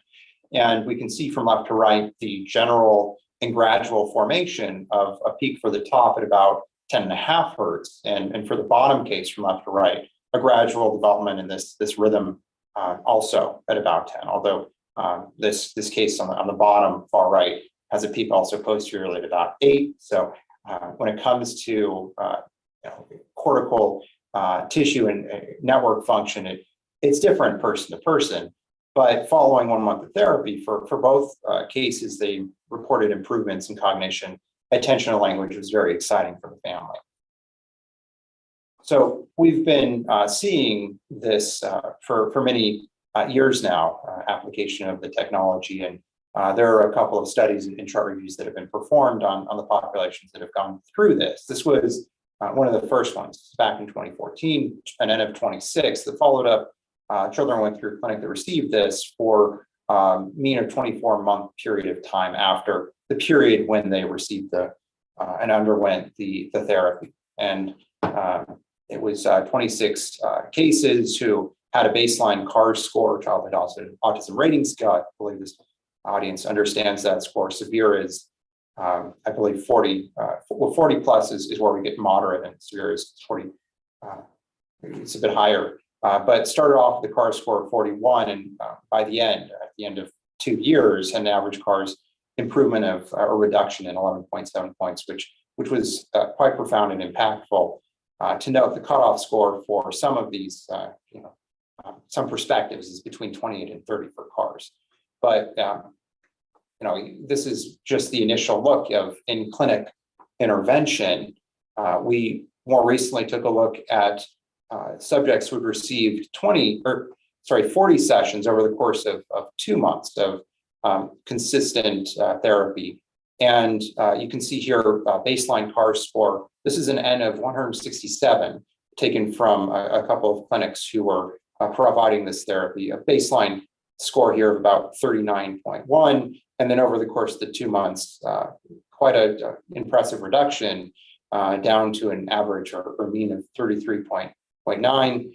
We went ahead and further stratified by baseline severity just to take a look and see, who would be most benefiting from this type of intervention, at least in this clinical setting. And what we were excited to see is those who were most severe had the greatest proportion of reduction, and those who were near to the bottom, they didn't improve as much. And we can see from this that symptom severity was in some way corresponded to the degree of change over the course of time. This technology we're seeing applied not only in the States, but in other countries. An Australia group recently went through, and this is in progress for publication right here, and looked at 12 subjects as they received stimulation over the course of approximately a month, and they found BCS and PCS before and after stimulation that there was quite a few domains on the CARs. You can see the subdomains on the right that changed dramatically. Adaptation to change being one of them, and then taste, smell, touch, use, and response, and then fear and nervousness. So there were a couple of domains that were more responsive, at least, but we're excited to see that this is having an impact in multiple domains, and not only on populations in the States. And just to kind of bring back to what we're seeing on the scientific level, we're trying to interact with and provide neuromodulation to cortical networks. And autism is essentially thought of as disorders, a spectrum disorder, where there may be different types of real diagnosis hidden in there. And just to highlight that, Phelan-McDermott and Kleefstra syndrome are also considered to be subtypes of autism, or have a population percentage that also have autism. And we're finding and seeing that there's a similar change in networks when we're providing neuromodulation to these networks and to these subgroups. I'm going to hand it over to Mason Harrell, who has a pointed discussion on Kleefstra syndrome. Mason, if you're there, go ahead. Yep. Thank you so much. Everybody can hear me okay? Yep. Good. Yeah. So I'm a physician, as was mentioned before, and as a physician, have a little bit different perspective and experience with a child with severe disabilities and autism. And I really appreciate being able to be invited just to speak for just a couple of minutes here to all of you. And I appreciate all of your work that you all are doing in this field. It affects our lives in ways that all of you know or can imagine. So Eleanor, our 3.5-year-old today, we found out she had Kleefstra syndrome at age 1. She is the light of my life, and as you can see, that smile, yeah, it can stop you in your tracks. So the best thing that I can say, probably in my experience as a scientist and as a skeptic in general, is that Eleanor went through a period of time where she really started a new trajectory of progression, of development. And that's the first time that happened. That's when she started walking. When she started walking, there was just a brain developmental increase in trajectory. And the second time that happened was when she went through transcranial magnetic stimulation. And it wasn't, within the first week. It was actually probably around the 4-week, 6-week, 8-week mark, where not just us, we started noticing it, but our therapists were blinded. They didn't know this was going on. And they started saying, whoa, something's changing in Eleanor. And it was really exciting. And it was just like when she started walking, where the trajectory changed. Specifically, we saw that, or we experienced that Eleanor's cognition speed, just the how fast she could process information, made a significant increase. She was speaking back then. A dog was a d, and that was it. And during that time, she started closing words. So she went to say dog, and instead of d for dad, it was dad. Really neat. And then the other one was attention. She was just she started paying attention more. And the second thing I wanted to say, I appreciate, Eric, what you said earlier, where the effects lasted longer. It's been a while, Eric, and we moved about a month ago, and I didn't have a chance to update you, Eric, but she continues to progress, and now she's on to 2 to 3 words, and 4 syllables. So the progression has continued. In her since the treatment, and she finished around the treatment for the first time. She finished in April, and so that wasn't too long ago. And that's all I have. Yeah. Great, thank you, Mason. It's a little emotional. Mason's a friend, and his daughter's just a beautiful, wonderful child, and so to see these kind of changes is tremendous. But we want to share a bit of the science, the background science that we were able to observe. And so I'll turn it over to Alice to talk about her EEGs as well. So this is, yeah, thank you, Mason. Yeah, thank you so much. I held back my emotions, Eric. I did a good job, I thought. Being a scientist, being a doctor. So this was the baseline EEG. You can see here that there's a peak posteriorly at about 4, and one under 8 at about 7.5. We're finding with some developmental delay cases that they don't develop alpha activity. The frequency doesn't even emerge past 8 hertz, and that's something just to keep in mind for this case. But we can see similarly same frequencies, 4 and 8, although they're quite small in this EEG at baseline. And Eleanor went ahead and went through 2 months, I believe, of this daily stimulation. And we can see that this is after 1 month. We took the baseline EEG and we waited before commencing therapy until about June, mid-May, June. So this is after 1 month here, and this is after approximately 2. And we can see that from baseline to more recent EEGs, that there's been quite a large emergence of both rhythms. Prominent 4 hertz is quite high following the intervention therapy, but we can also see 8 hertz or 7.5 starting to emerge. There's no alpha rhythm that's emerged yet, and that's not uncommon as we see in some of these delays.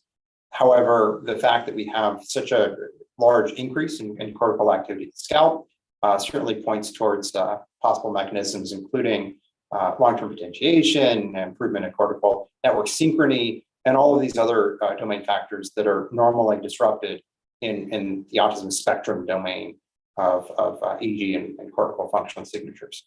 So just with that, it's so endearing to be able to work with this case. And Mason, thank you for being on.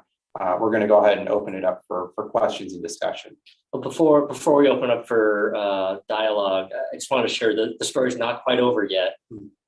Mason is just the love of a father and the momentum from this case. We've actually gotten IRB approval to do a small trial. Cleavage is exquisitely rare.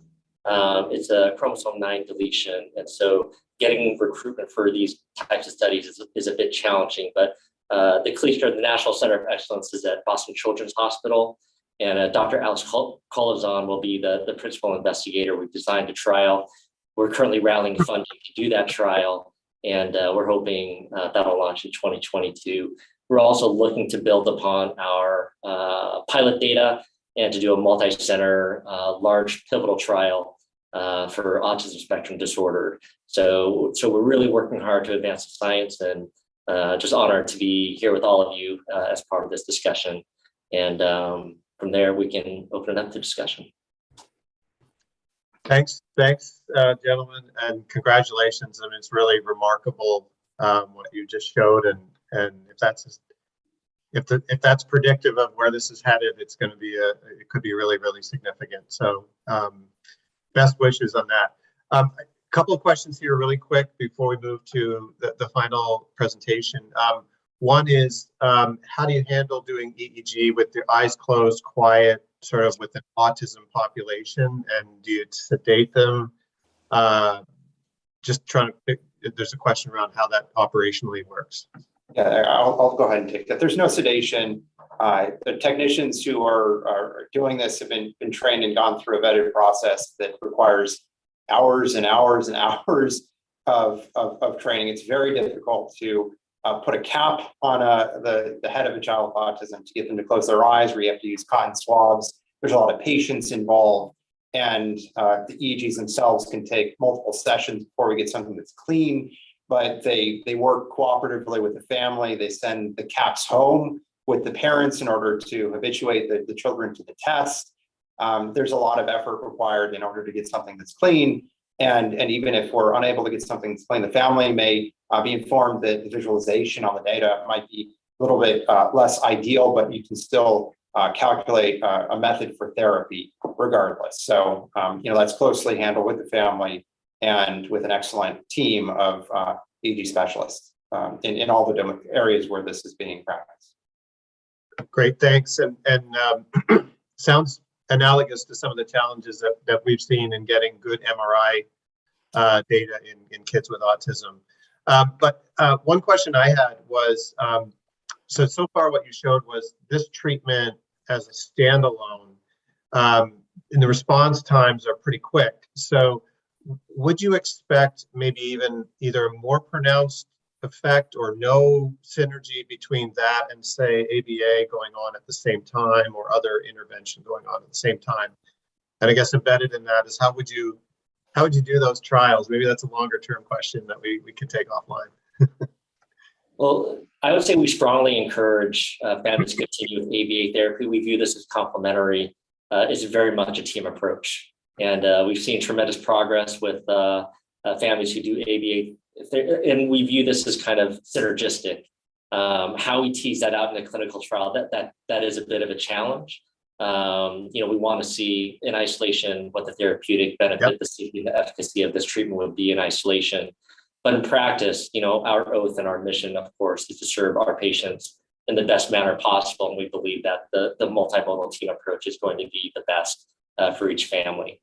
Mason, I don't know if you have any thoughts on that either in terms of Eleanor's approach. Yeah, absolutely. Yeah, we kept Eleanor in all therapies at all times during the treatment. And coming from, I won't say anything else. Yes, and yes. Okay, great. So again, thanks, bravo, guys. And I think there are a couple of other questions there. If you don't mind answering in the Q&A dialogue box, that would be great. We'll move on to our final speaker, practicing pediatric psychologist with a PhD in cognitive psychology from Princeton and postdoctoral work at Harvard. Really originally focused on language acquisition and processing, but really curious to hear about the TPM work that you're going to talk to us today. And I'll get out of your way now and let you take over. Thank you so much for the introduction. It's a great privilege to be here, and I'm going to share my screen.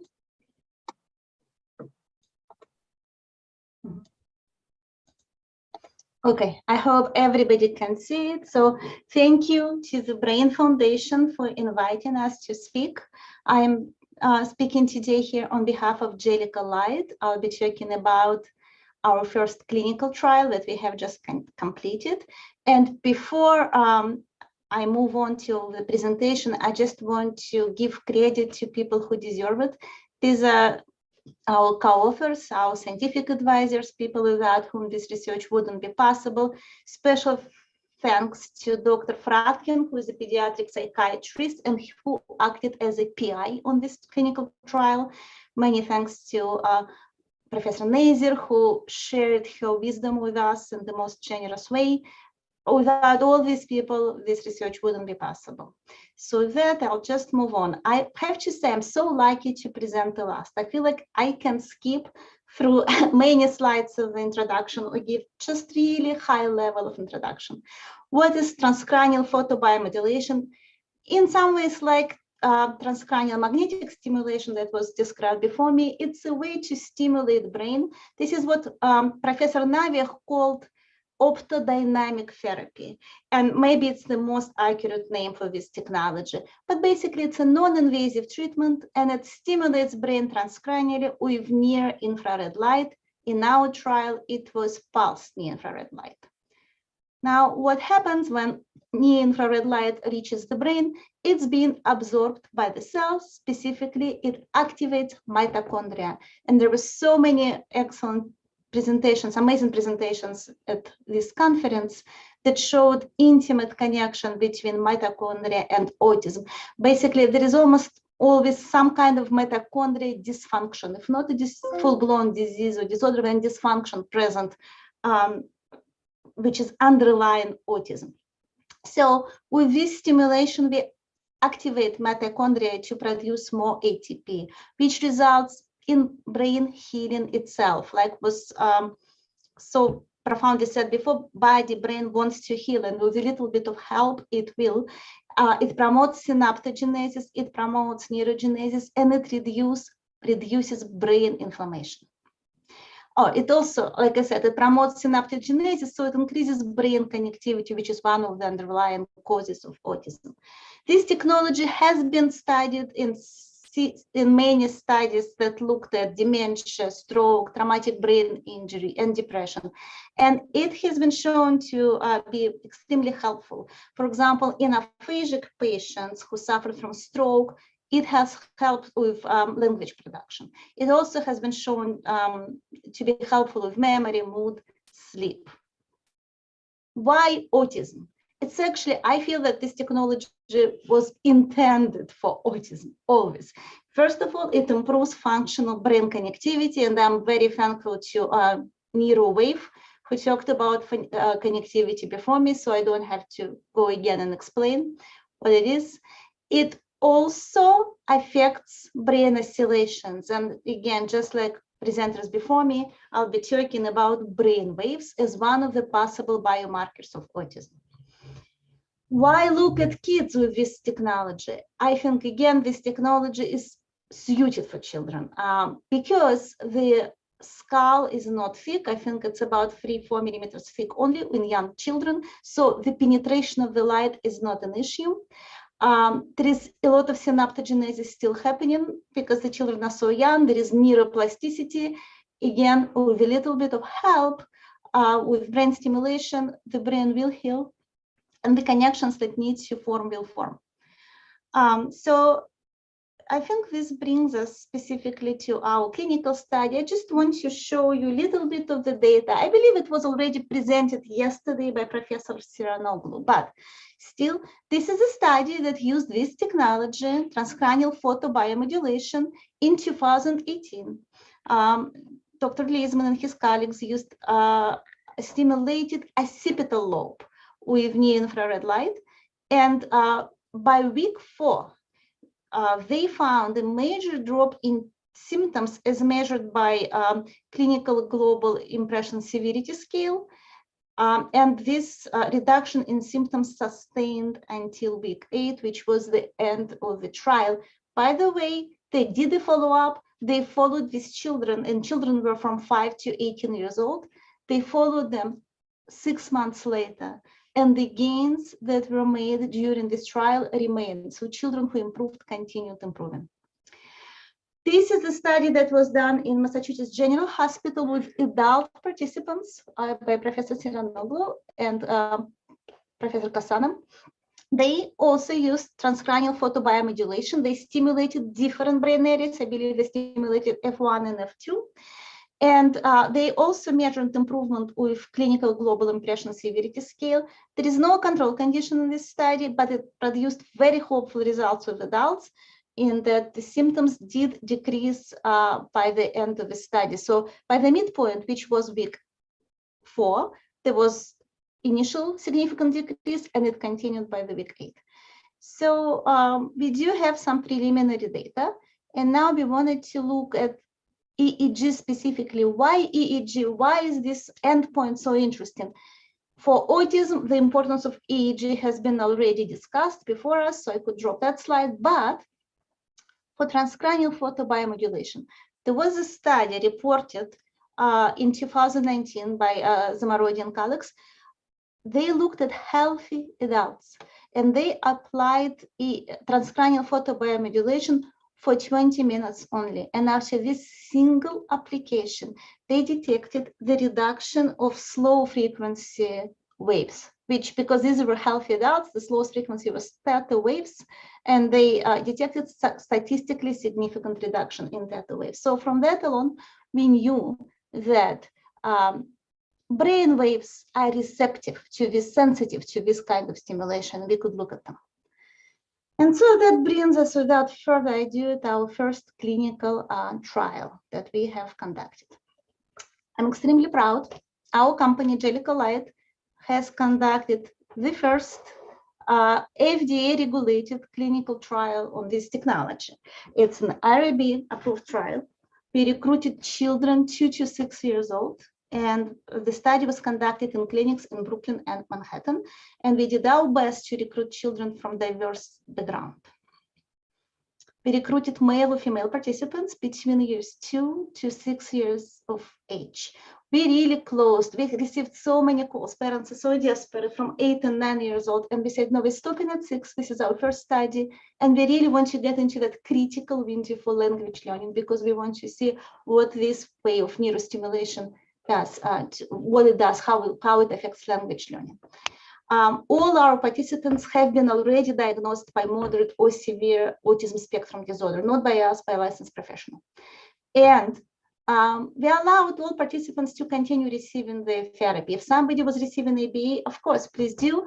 Our only request was not to start it during the course of the trial. So whatever you have been doing before the trial, go ahead.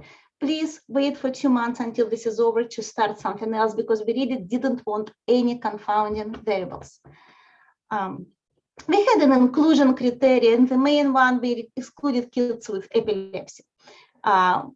That was really the main. I think we had to exclude one child because of that. She was on anticonvulsant medications, and we decided to be careful. It's the first study. Even though this treatment is extremely safe, we wanted to be safe. So we had 2 main objectives. One is to demonstrate that optodynamic therapy, I really like this new name, or transcranial photobiomodulation, it's an effective treatment modality for improving symptoms of autism in children. And secondly, we wanted to validate EEG as a valid measurement of the effect of TPBM and a valid biomarker of autism. Let me just check. So before the treatment, before kids started receiving any treatment, we conducted childhood autism rating scales for placebo and active conditions, of course. And then after they finished 8-week trial, we did those rating scales again for placebo and active conditions. We collected 64-channel medical grade EEG, and we also conducted weekly parental interviews. So we called the parents and asked how your kids are doing. We also talked to the therapist once toward the end of the study, and that was also phenomenal. I'll talk about it later. So it was a randomized, double-blind, placebo-controlled study. On this picture, you see a little boy. His name is Anthony. He was one of the oldest participants. He was the most, if not the most, one of the most severe kids. He's completely nonverbal. He was brought to this trial by his father, who was crying, literally crying, because they couldn't handle it anymore. They were afraid that their landlord will kick them out of the apartment because the boy was jumping, and he was a large child. He was jumping up and down, screaming, yelling. Even when he was happy and not upset, he still had to jump to stimulate himself. And he was making really loud and disturbing sounds. And so the parents really didn't know what to do with this child. So he is wearing our device. You can see him. The device is very comfortable. We're very proud of it, because one of the issues that everybody brought up is these kids are sensitive. How are you going to charm them into wearing this device? Turns out it wasn't a problem. It was so soft. The material that covers all the electronics is really soft and smooth, and children loved it. And actually they kind of love being snuggled. So many of them even enjoyed it. So the device uses LED, so near-infrared light is being delivered through LED, and it stimulates very targeted brain areas. Specifically, we stimulate occipital lobe, we stimulate prefrontal cortex, we stimulate broken areas, left angular gyrus, and some points on the default mode network. And we can talk about it later, maybe offline, why we believe it's important to stimulate those areas. But again, this is not a helmet that just shoots lights into your entire head. That would be the wrong thing to do. And after many discussions with our advisors, we figured out the specific points that need to be stimulated. It's infrared light, so the wavelength is 850 nanometers, and we used pulsing, 40 Hertz pulsing. So a little bit about our sample. 30 kids were recruited, were enrolled, 23 boys, 7 girls. We couldn't get equal number of participants, boys and girls, because this is just the nature of the disease. This condition affects boys more than it affects girls. And we really wanted to proceed with the trial rather than wait until we match them by gender. The average age was 4.5 years old. We did have older kids, 6 years old, and we did have younger kids, 2-year-olds. Complexion is important for this technology because darker skin just absorbs more light, and some of our darker participants weren't. At some point, I was worried that did we get all African American kids into the placebo condition? Nobody's responding. What's going on? By week 7 or 6, suddenly parents of kids with darker skin started saying, "Oh, I see a big difference." And this is because dark skin absorbs light, and when we think about dosage, this needs to be taken into account. We had 63% of our kids had some language. They again, these are moderate to severe kids. Some language doesn't mean functional language. They were ecolabic. They couldn't express what they need, but they did have some language. And 37% were nonverbal. 43% received ABA. And 34% received something else, speech therapy, some kind of therapy, and 23% received nothing. This really broke my heart because these are moderate to severe kids in New York City, where therapy is really available, but still, for some people, it's more expensive. Some people didn't have time to bring the kid to the therapist. Some people didn't receive therapy through channels like Department of Education, they weren't approved. And so even for these severe kids, 23% of them were left with nothing, which is really, really sad. I just wanted to show, this is the demographics between groups. The main point here is that there is no statistically significant difference in the distribution between the groups. So we did have 5 girls in the placebo. Out of 7, 5 of them were in placebo condition and 2 inactive. With only 30 participants, this difference wasn't statistically significant. We were lucky with age. Active condition was 4.7 months and placebo condition 4.5 months. We were very lucky with therapy. It turns out 12 participants in active condition received some kind of therapy and 11 in placebo. So the groups were really well matched. I just want to point out that we had slightly more nonverbal kids. 7 nonverbal kids happened to be in active condition and 4 nonverbal kids happened to be in placebo condition. This difference also wasn't statistically significant, but it could be important. So the exciting slide, the results. Childhood autism rating scale. So this is, for those who don't know, this is the behavior. There are scales that measure eye contact, scales that measure response to name, response to commands, usage of language, usage of body, usage of toys, ability to play with toys, ability to interact with others. This is standardized scales that have been used in clinical practice for many years. This is well-validated method to diagnose autism and measure severity of autism. And that's why we selected it, because it's able to measure the severity of autism.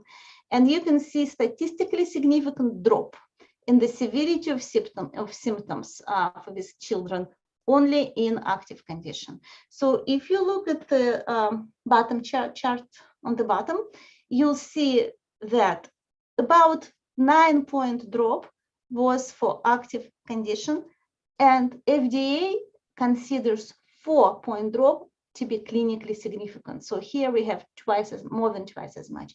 For placebo, we did have some placebo effect, about 2-point drop was placebo condition. So this is a huge change in behavioral symptoms. Oh, this is a fun slide. We talked to parents. Every week we called parents and we asked the same, not us, our research assistants who were blinded to the experimental condition. The parents were blinded to the experimental conditions. The blinding was done really well. So those assistants, we're forever thankful to them, called the parents and said, how is Anthony doing? How is Camilla doing? They asked about eye contact, they asked about concentration, communication, any improvements in behavior. They also asked about side effects, headaches, tics, self-injurious behaviors. So first of all, we should, every study, I'm convinced now, should have a placebo condition, because parents are extremely hopeful and parents really want to see improvement. And there is a lot of energy when you enroll your child in a trial. There is a lot of energy around them. You spend more time at the time, you interact more at the time, and that's great. However, to evaluate the effect of the treatment, we really need placebo control. And we did have significant difference even in parental interviews. We did have placebo effect clearly, but p-value was exactly at 0.05, which is statistically significant. And parents of participants in active condition reported those positive events more frequently. So this is simple counting, and it was non-parametric statistics. I believe it was Wilcoxon test. For side effects, there was no difference between conditions.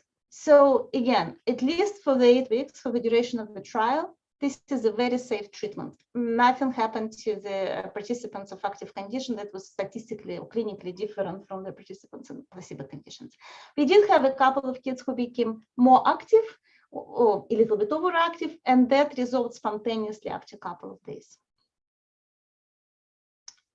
Now moving on to EEG. So we looked at the intensity of delta wave. Remember the slide I showed in the beginning of the presentation that showed EEG data from Zamarodi? They found reduction of the intensity of slow waves because they used healthy adults. The slow waves was theta waves. Here we looked at delta waves, and I have to say that the very presence of delta waves in wakeful state is a sign of neurological condition. It shouldn't be there. These are deep sleep waves, unless the brain is inflamed, unless something is happening to the brain. I'll talk about it later, but for now, I just want you to look at the top chart on the top. And the line of best fit for the active condition is orange, and it shows negative slope. As these kids participate in the study, the intensity of the delta waves drops down. However, nothing like that happened to kids in placebo condition. Now, I want you to look at the chart on the bottom, and this is my favorite finding. I'm so excited. We correlated the change in delta waves with the change in CARS. So the y-axis shows you change in CARS, and 0 is the midpoint. For some kids got worse and their score went up. Some kids improved and their CARS dropped down. And the x-axis is the change in delta. So if you look at the bottom left corner, these are the kids who are doing the best. Their CARS is low and their delta waves is low. And you see majority of kids here are red, which is active condition. And if you look here, you see kids with high presence of delta waves and high CARS scores. This correlation was hugely significant. R squared is 0.64, and p-value is extremely small. What did we just do? We validated, first of all, both our measures, right? We found intermeasure validity, which is hugely important. We also validated delta waves as a potentially biomarker of autism, because, again, when there is something off with the brain and it correlates with the behavior, the intensity of delta wave is higher. When did this change in delta wave happen? Again, the presentation before me talked about also change in EEG and brain waves, and I think, if I'm not mistaken, they mentioned by week 2, by 14th day. We found the same here. By day 14, Again, the red chart represents the intensity of delta, the red line represents the intensity of delta waves. We see statistically significant drop. Nothing happened, obviously, to placebo condition. And what's interesting is that the behavior changed by week 3 or 4. So when we analyzed the data, we noticed the change in delta waves preceded the change in behavior. We didn't know it as we were doing the study, of course, but after the analysis was complete, we noticed that first, there is electrophysiological change, at least in our trial, right, with 30 participants. I don't want to overstate the case, but it is what we found. So first, there is a drop in the intensity of delta waves by about day 14. And then in a couple of weeks after, parents become really excited and report changes in behavior. Now I want to talk about therapies, because also it coincides nicely with the presentation right before me. Therapists had no idea about this trial. We asked the parents, please, for the purpose of the study, do not tell the parents, the therapists, that your child is enrolled in a study. Just don't do it. And about week 7, close to the end of the participation in the study, obviously for active and for placebo conditions, we asked parents for the permission to contact the therapist. And we called the therapist and we asked, did you see any changes in Anthony or in Camilo and Kira for the last 2 months? And the therapist said overwhelming response was the same: better eye contact and better focus, better responsiveness. Now these kids are no longer running around banging their head, for those who did, and they're not withdrawn, not looking at the therapist. They're there and they're willing to learn, they're able to focus, and they can interact. So I really think that this brain stimulation and brain modulation can reach its maximum potential in synergy with the therapy. Because for the therapeutic techniques to work, you need a child who is able to respond and receive. And this is what we want to give the therapist. I just want to mention that delta waves, we didn't come up with it. They have been identified as a possible biomarker of autism before us by other researchers. Again, delta waves are usually present during sleep, and they are called slow wave sleep. However, in wakeful state, they can be present if there is some neurological abnormality, specific microglial activation, inflammation, and they also are present in classical mitochondrial disease and autism spectrum disorder. For example, they have been found in Rett disorder, which is a type of autism spectrum disorder. So this is very consistent with the literature, and we found it in our randomized clinical trial, which is, I think it's great. We had a lot of happy parents. I could be reading these testimonies. I just want to say, instead of reading these testimonies, I just want to say that we had several kids who were relabeled by their therapist spontaneously. Again, the therapists didn't know the kids are participating in the trial. They relabeled the kids from severe to moderate and transferred them to the next group. So we had a 5-year-old girl who was severely autistic. By the end of the trial, her teachers in school convened and decided to transfer her to moderate group. We followed up with the mother. She continues 2 months later. She continues to study in the group for moderate kids, and she's doing really well. We had 2 identical twins, and one happened to be in a control condition and one happened to be in active condition. And that was actually heartbreaking for the parents who were bringing them both and who really wanted to help both of their children. But the child in the active condition progressed. The teachers were gushing about him because he started signaling that he wants to use the bathroom. He turned 6 during the trial, and so did his twin brother. He started communicating his needs. Bathroom wasn't the only need that he was communicating, but he started communicating through individual words, through signaling. He became more interactive, and that was a huge change in his life and life of his parents and in life of his teachers. Unfortunately, that didn't happen to his identical brother who was in placebo condition. So where are we now? We just submitted for breakthrough medical device designation based on this data. We also just received yesterday a patent for the design of our device.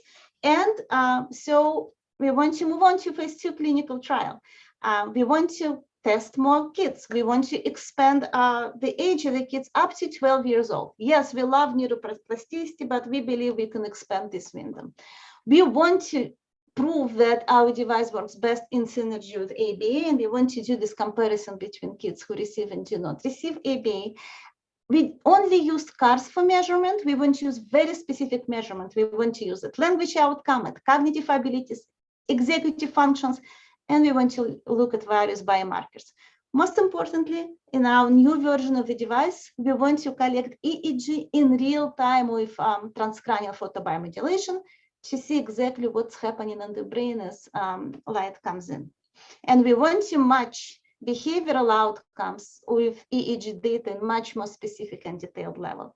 And of course, the future is personalization of this device. For every child is different. Every child has her own or their own developmental trajectory, their own story, and we want to be able to make this available and effective for every child. I just want to say a huge thank you to our team. We have an amazing team of colleagues, scientific advisors who are leading us. And I want to say huge thank you to Brain Foundation for inviting us to present. It's truly an amazing privilege to be a part of this group. This is just reference. Thank you very much, Dr. Steingold. That was remarkable, and congratulations for the placebo-controlled study, which this field really needs to start getting that into the mainstream thinking, right? So there are several questions here, and I'm mindful of the time as well. One, if I could just start, is what is the patient allowed to do when wearing this device? Can they sleep, for example? They could sleep, but they had to wear the device only for 5 to 6 minutes. So they didn't need to sleep. In fact, this is designed to be a mobile device. So the kids could move around, and that's what they did. They played, they moved around. Okay, great. And then this was, I'm sure several people had this question, but are TMS and TPBM potentially synergistic, and would responders, should they respond to both? And would there be any advantage? Fascinating question. The unanswered data will tell. Maybe Dr. Fratkin could say more whether they could be used in synergy. There is not the unanswered. There is not enough data to tell you, precisely. Okay. Sorry, go ahead, Dr. Fratkin. Yeah, we know about different studies about TMS right now, but we don't have enough data on photobiomodulation yet. So, but we think that it will have similar results in the future, and we will go to at some point. Great, thank you. And then the last question I have on the, oh, sorry, maybe it's not the last question. Are there any specific behavior issues that correlate more with delta wave abnormalities, such as scripting, attention problems, shimming, etc.? So I think it's a fascinating question, and we have to mine data for more for this information. We have this data. We just finished the trials. We didn't look at that level of specificity yet, but I have to tell you, I think attention is because, again, there was something that all therapists reported to us, that kids became more focused. And I do think, and this is just my intuition, I have to do correlations, that the drop in delta wave and the increase in focus go together. That's just my answer today. I have to look at the data. If it changes, I'll let you know. Sure, fair enough. It's early days, right? And the device is not available yet. Is that correct? It's not available yet. It's been investigated. We're starting phase 2 clinical trial. As soon as we can, we'll start phase 2 clinical trial, and we can't wait to make it available. Actually, we see dire need. Yeah. Okay. And so you mentioned the phase 2 or the phase 2 study design changes, and you're going to include sort of with and without ABA. Is that correct? Yes, we are going to look at this condition separately because we believe it works best in synergy. So we need to prove it. So you also mentioned at the very end that your everybody has their own trajectory, which from a statistical point of view could equal high variability. And so does that trial become very large now in order for you to see a significant difference between ABA and no ABA? We will have to speak to FDA about the sample size. But I was very surprised with the power of our 30 participant study and the effect size. So yes, there will be variability. I see that there is variability, especially because this is pediatric population. Whenever you work with a pediatric population that is developing brain, there is a lot of variability. But at the same time, I'm convinced now that this treatment is doing something quite powerful. So I think we will be able to overcome the variability. Okay, fair enough. So I know we're kind of just about out of time here, and Pramila's online now again, or on video. So I should probably close it there. There's still a couple of outstanding questions. Dr. Steingold, if you wouldn't mind looking at them in the Q&A box and maybe onto those, that would be great. And again, thank you to you and to all the speakers in this session today. Remarkable diversity of efforts here, which is just really inspiring. So bright future, no pun intended. Thank you. Thank you so much once again, Stuart, for chairing the session. That was really exciting. And thank you so much to all of you panelists, participants, and speakers. And thank you to the attendees for sticking with us till the end. And as a mom, I'm really full of hope listening to all these talks over yesterday and today. We will be having a number of events next year as well. So please sign up to receive those notifications and also subscribe to our YouTube channel. We put out a lot of information there, and keep in touch, and we will continue this and see you all next year at Synchrony. And thank you, Pramila. Excellent job again, as usual. Never a doubt there, but you probably deserve a good night's sleep after all this the last couple of days. So thank you. Yes, thank you very much. Thank you. Thank you. See you. Excellent. Well done. Thank you. Good job. Thank you, Pramila. Thank you. Thank you on behalf of all of us here. Thank you so much.